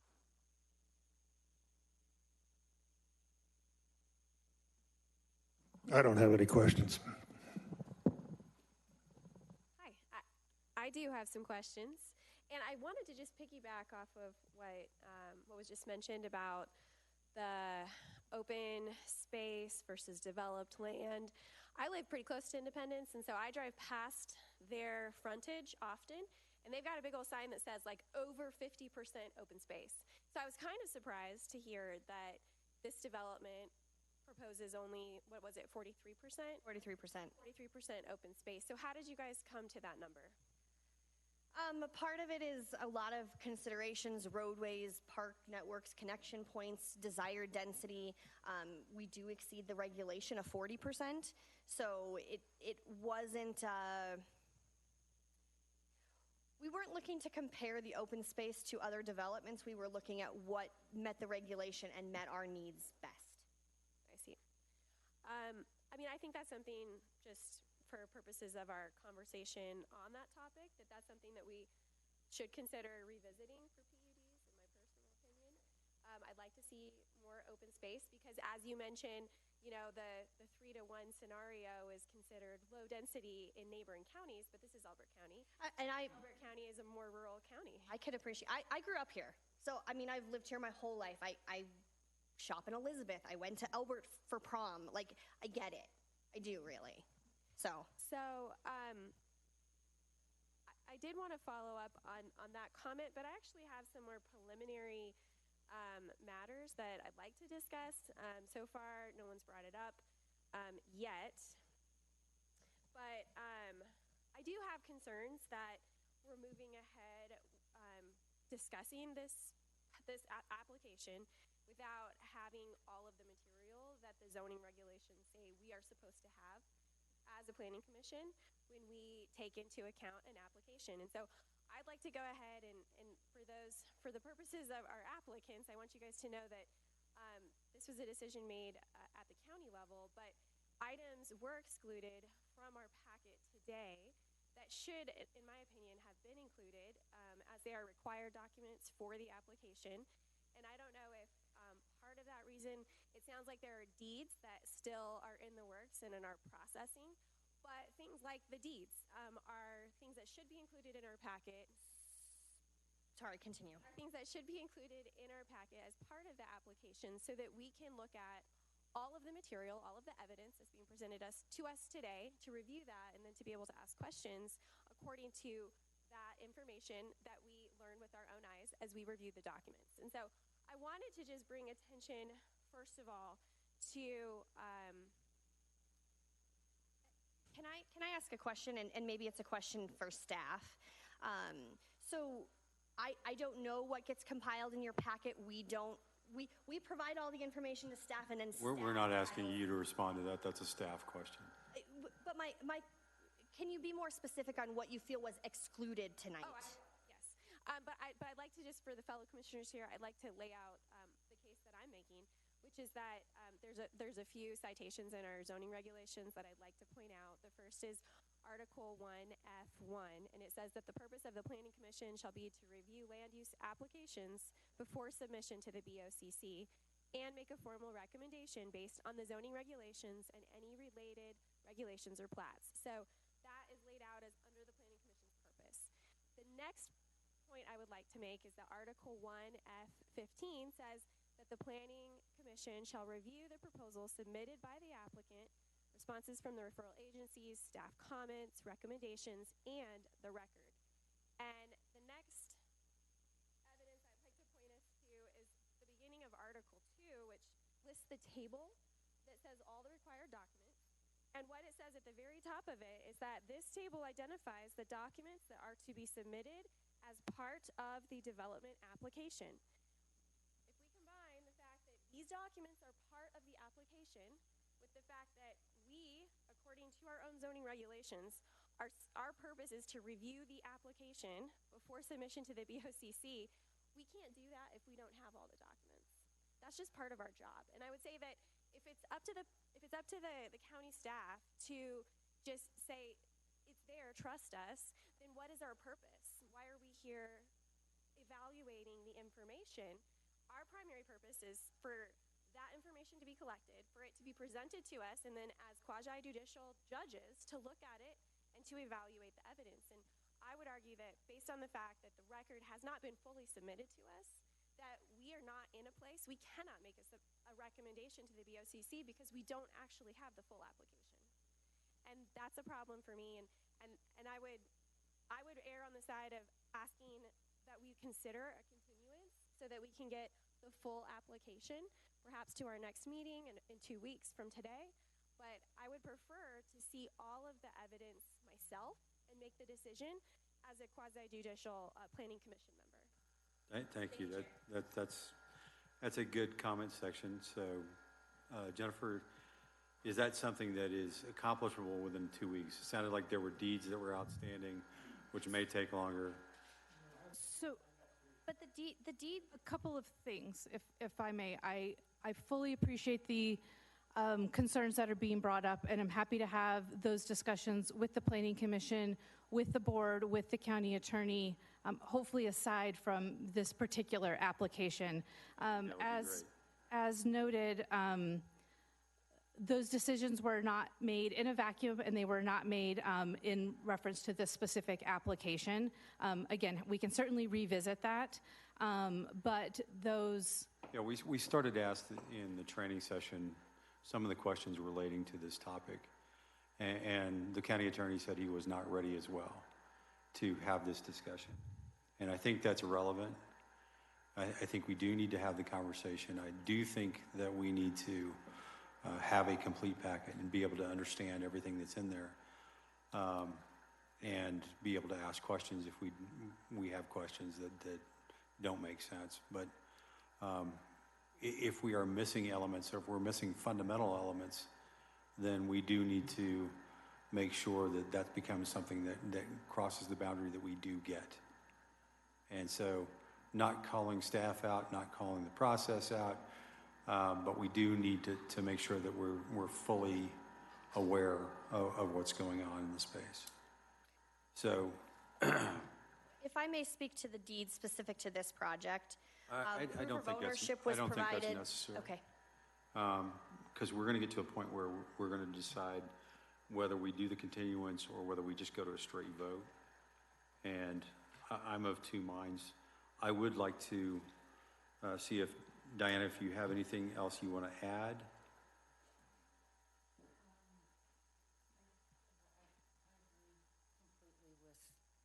The conversation about the required documents. There's 5 years of precedence as to what we get, but and that's not your issue, but let me ask some questions though about the application itself, because even if we continue it or not, you know, it would still be good to have some of the answers.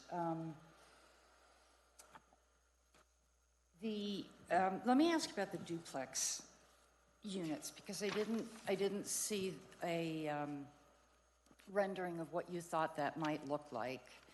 And I do have a question for staff.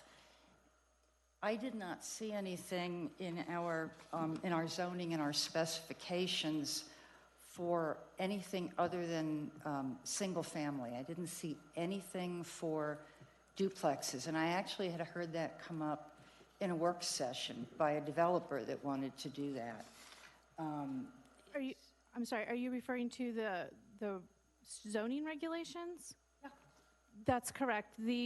Our straight zoning districts don't allow for duplexes or multifamily. A PUD is the only option to allow for that option, Right, but. to allow for that housing type. Yeah, no, I get that. My question, though, is if we don't have, or let me put it a different way, shouldn't we have standards for these types of units that can be used in the development guide, or is it totally up to the applicant to make those determinations? We don't have setbacks, we don't have. That's correct. Yeah. In the PUD, it's completely customizable, and so they propose what makes sense for the vision of what they're proposing. So no, there's not any standards that can be applied across the board for duplex, for paired homes, or But for they have, multifamily. but they have provided them on the single family. We've provided them for both. I, There are setbacks for the duplexes as well as for the single family.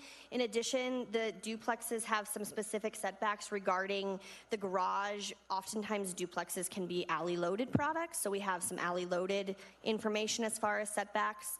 As far as your first question was concerned with the aesthetic of the architecture, it would fall under those same guidelines that the single family detached would have. You would just have a larger structure with 2 front doors, basically. So it would not preclude you from having to choose a style or from having to apply a certain number of toolbox elements to the building. okay.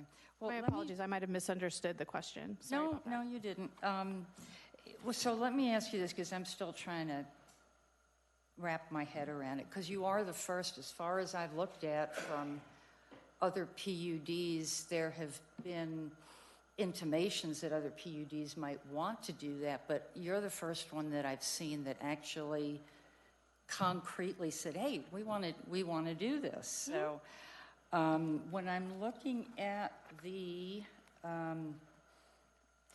development guide, and I don't expect you have this right on the top of your head, but I did see in here on page 2, it talks about the setbacks, you know, the garage, the alleys, the loading, all of that. But I didn't, there's 2 columns in here, but I didn't see anything specifically for the duplex. And I might have missed it, because there's obviously a lot of information. Yeah, and I don't have it in front of me, so I'm happy to double check and get back to Jennifer to pass along the information. But oftentimes setbacks, at least for front and side setbacks for duplex units, are looked at very similarly to single family detached, because you wouldn't want to be driving down the street and have this house 30 feet back and have this house 2 feet back. So we certainly can look at that if that's the board's request, to make sure we're clear. Yeah, just give it a good smack. Thank you. Let's see, we talked about the price range. Oh, the water, is that going to be deeded over to Spring Valley? That adjudication has, yep. Okay, so you're working on, I just assumed that would happen. Yeah, it's complete. In order for you to be on record, you need to be at the mic. The water was adjudicated already to Spring Valley, so that process is complete. Okay, just out of curiosity, when did you do that? It was Last at the end couple of years, or? When we bought the property, we adjudicated the water at that point in time, so we could sell the water separately or the land separately. What, And of 23 course- years ago when you bought the property? I'm sorry? 23 years ago when you bought the Yes. property, you deeded that over to Spring Valley. No, we adjudicated, so it was separate. We owned it all, but we owned the water separate from the land. We Okay, made so it the it could question be was, sold one or the when other. did you exchange the water rights and move them over to Spring Valley? Well, we've written all that up, so that's why they take the water and they provide the water for us. What was the date? Sometime in the last 2 year. years ago, a year ago? Probably a year ago. Okay. Yeah, I was actually just, thank you for getting that clarification, because I do have the letter from McGeady and Beecher for Spring Valley Ranch saying that they would be doing the water and the sewer, and it's almost 2 years old, that letter, but I'm assuming it's still in effect. a valid agreement, Yep, and that's still the plan. Yep, and we're in regular conversation with the Metro District, so, Okay. yep. Okay, and I will just point out that the county's master water plan, which I was taking a look at for this, does have a recommendation in there too. If you've got a development like this that can get their water from another centralized system or sewer system, that is something that was recommended in there. So that was a good one to see. The last thing I really want to touch on, and it's not, again, it's not necessarily a question for you. It's more of, we were talking about the density, and one of the things in our zoning regulations that said every application we should look at is population. So the amount of units that you're going to do, I think, 247 total, or somewhere around there. How are you counting the duplexes in there? Is that counting as one or two, because it would be two families? It counts as 2 units.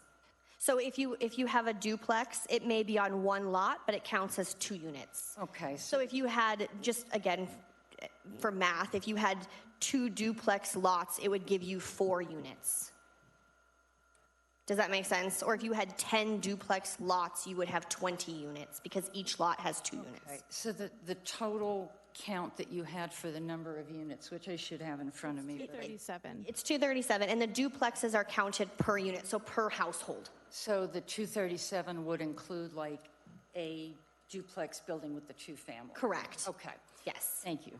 So where I'm going with this is, and again, this isn't something that you have any input on, and I really just wanted to pass it on, I guess, to the other commissioners. We've talked a lot about, the density. We've talked about the housing needs assessment plan and the population growth in the county. And currently what I've looked at, and again, this is just kind of an FYI, in the next 25 years, the latest demographic numbers from the state only show the county growing by 6,357 people. The maximum, the total lots that we have, people are throwing around a 9,000 number. I'm not going to say that's scientific, but if you figure 2.5 people per unit, and you were looking at that number, you're talking. Want me to give you a better metric than that? We've got, from that perceived growth, we've got an estimated 300% overage in number of houses that are in plan.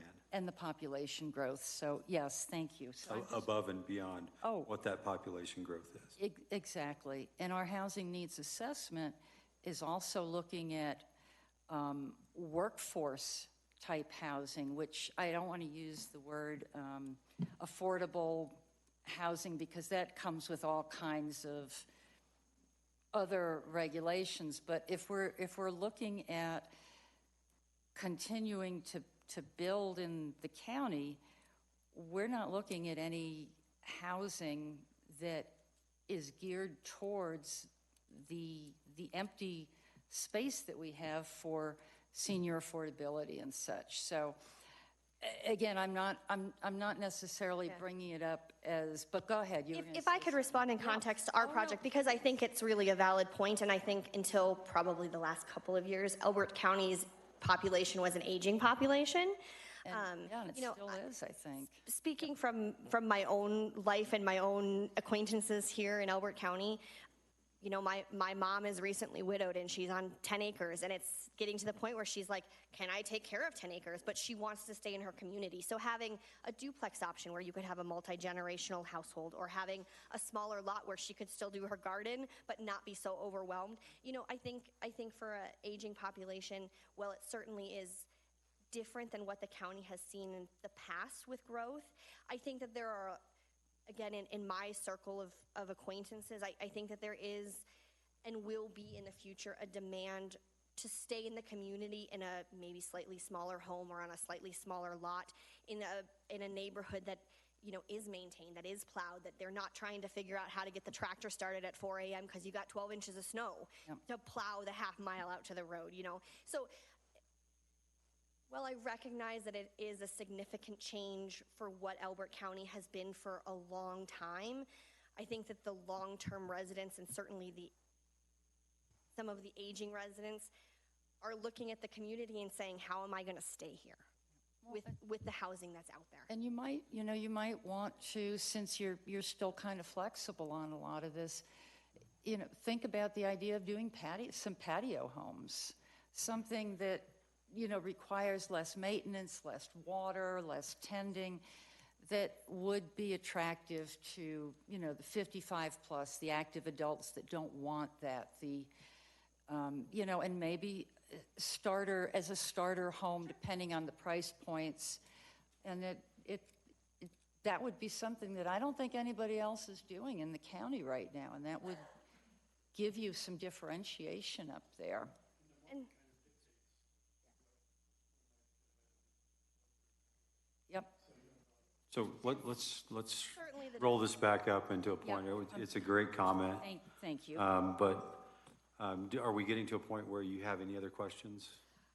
No, because I'm Okay, with fantastic. you guys with the documents. I have one or two last things to say. I'm a little concerned that we're actually considering another PUD on a very small piece of property that I actually drive by constantly.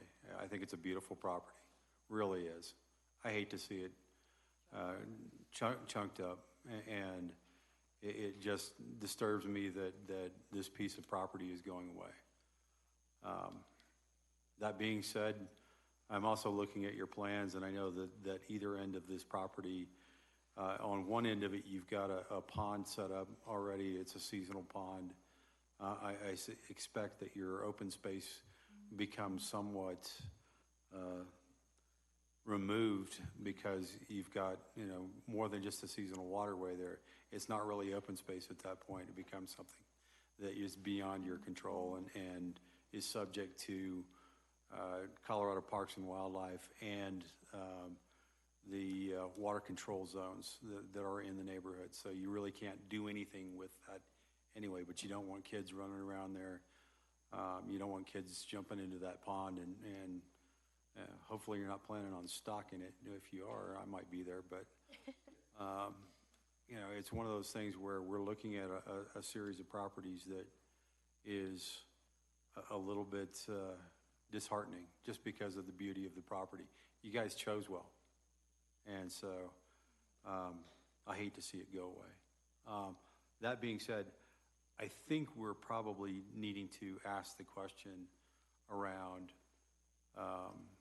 if we continue this to a date certain, we probably need to put the stipulation in there that CDS,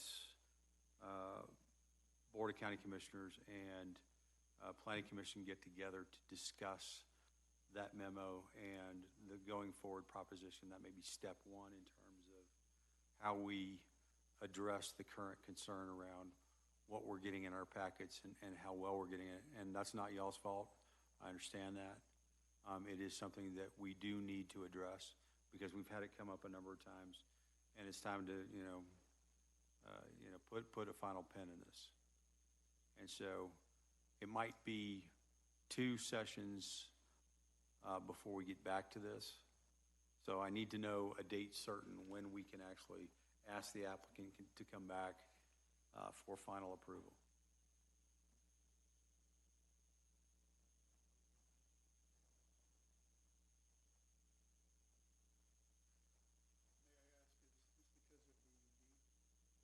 No, it's missing documentation, incomplete application, or the perception of incomplete application, and elements that are something that we need to help, we as a planning commission need to help form our opinions on whether you meet the standards, whether you're compliant, whether you're creating a traffic or safety hazard, elements like that, we have to have that complete set of evidence in front of us so that we can help judge that, ask the questions of y'all, et cetera. The deeds were just one of the elements. The missing items, I'm sorry. No, go ahead, go ahead. The missing items, Jennifer will have that list. yeah, we did put a lot of time and work into preparing. I'm sure you have. This. I'm wondering, is it possible to grant approval pending? No. Or conditional upon No. meeting these requirements? No. I mean, because I think half the planning commission right now would say no, and other half would say no because we don't have the documentation, and that's not fair to y'all. So I believe that we have submitted to the county all of the items on the checklist. I understand you don't have, know but if I didn't agree with your statement. And as a judge, I have to agree with your statements. And your statements weren't as complete as I would like them to be. But that's me, right? I'm judging from my perspective. Each one of these planning commissioners is a judge, and they're judging that same case. And they may say you met, or they may say you didn't meet. If they say you didn't meet, they're going to vote no. So it gives you a chance, if we continue this, it gives you a chance to come back here and make an additional set of cases based on the new evidence. Would the commissioners who find that we have not met the standard be willing to share what standard? Vote first. I apologize. Yeah, no worries. Because we'll get there. We'll get the answers you're looking for. So we'll make the proposal. We'll take the vote. The vote may say, hey, well, listen, we don't need this continuance. And they may come back, we may come back and vote yay or nay, up or down at that point. And remember, it's a recommendation. And it's a recommendation that we hope that the Board of County Commissioners listens to and takes to heart. So, do we have a date certain for both? I can give you a couple of dates. May I make a couple of statements about the packet? Just Yes, you may. to be clear, for the applicants, I think it's only fair. I want to be sure that it's noted that the items that were included in the packet, that list of items was presented to and approved by the board and the county attorney. So I just want it to be clear So again, why do you have a planning commission in the process if we don't believe that your packet is complete? And so if you don't mind, give us a conversation with the Board of County Commissioners, with the county attorney, and with you, and then another with the applicant to finalize this. we would likely need to be looking into the middle of August. Okay. And so can I get a date certain when we can ask the applicant back? Potentially August 5th or August 19th.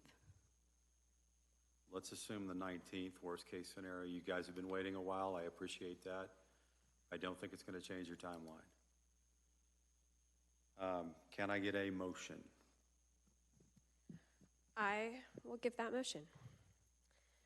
I move that we continue consideration of Coyote Ridge PUD 2024-0258 to August 19th, so that the Planning Commission will have a complete application to consider, including all documents required for a rezone to a PUD.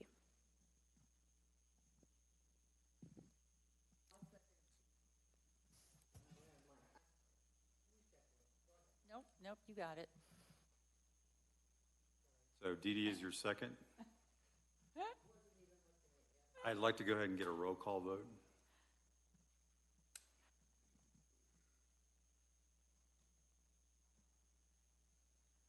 Roll call vote. Van Sands. Dee Dee Schutt-Grace. John Gresham. Nay. I don't believe we should punish the applicant for this. We should go ahead and vote on it. Nicole Hunt. Aye. Kyle DiNardo. Nay, I'm on the same page as John. I don't think the applicant should be punished for a memo that was sent out. Dan McAllen. Aye. Diana Edstrom, Aye. Robert Politek, Kevin Kirkwood. Nay, I also believe that we don't need to punish the applicant for this. But we do, I think we have the yay or the ayes that succeeded there. Chairman, you have 5 ayes and 4 nays. So we will continue this to a date certain, August 19th, 7 p.m., the same building.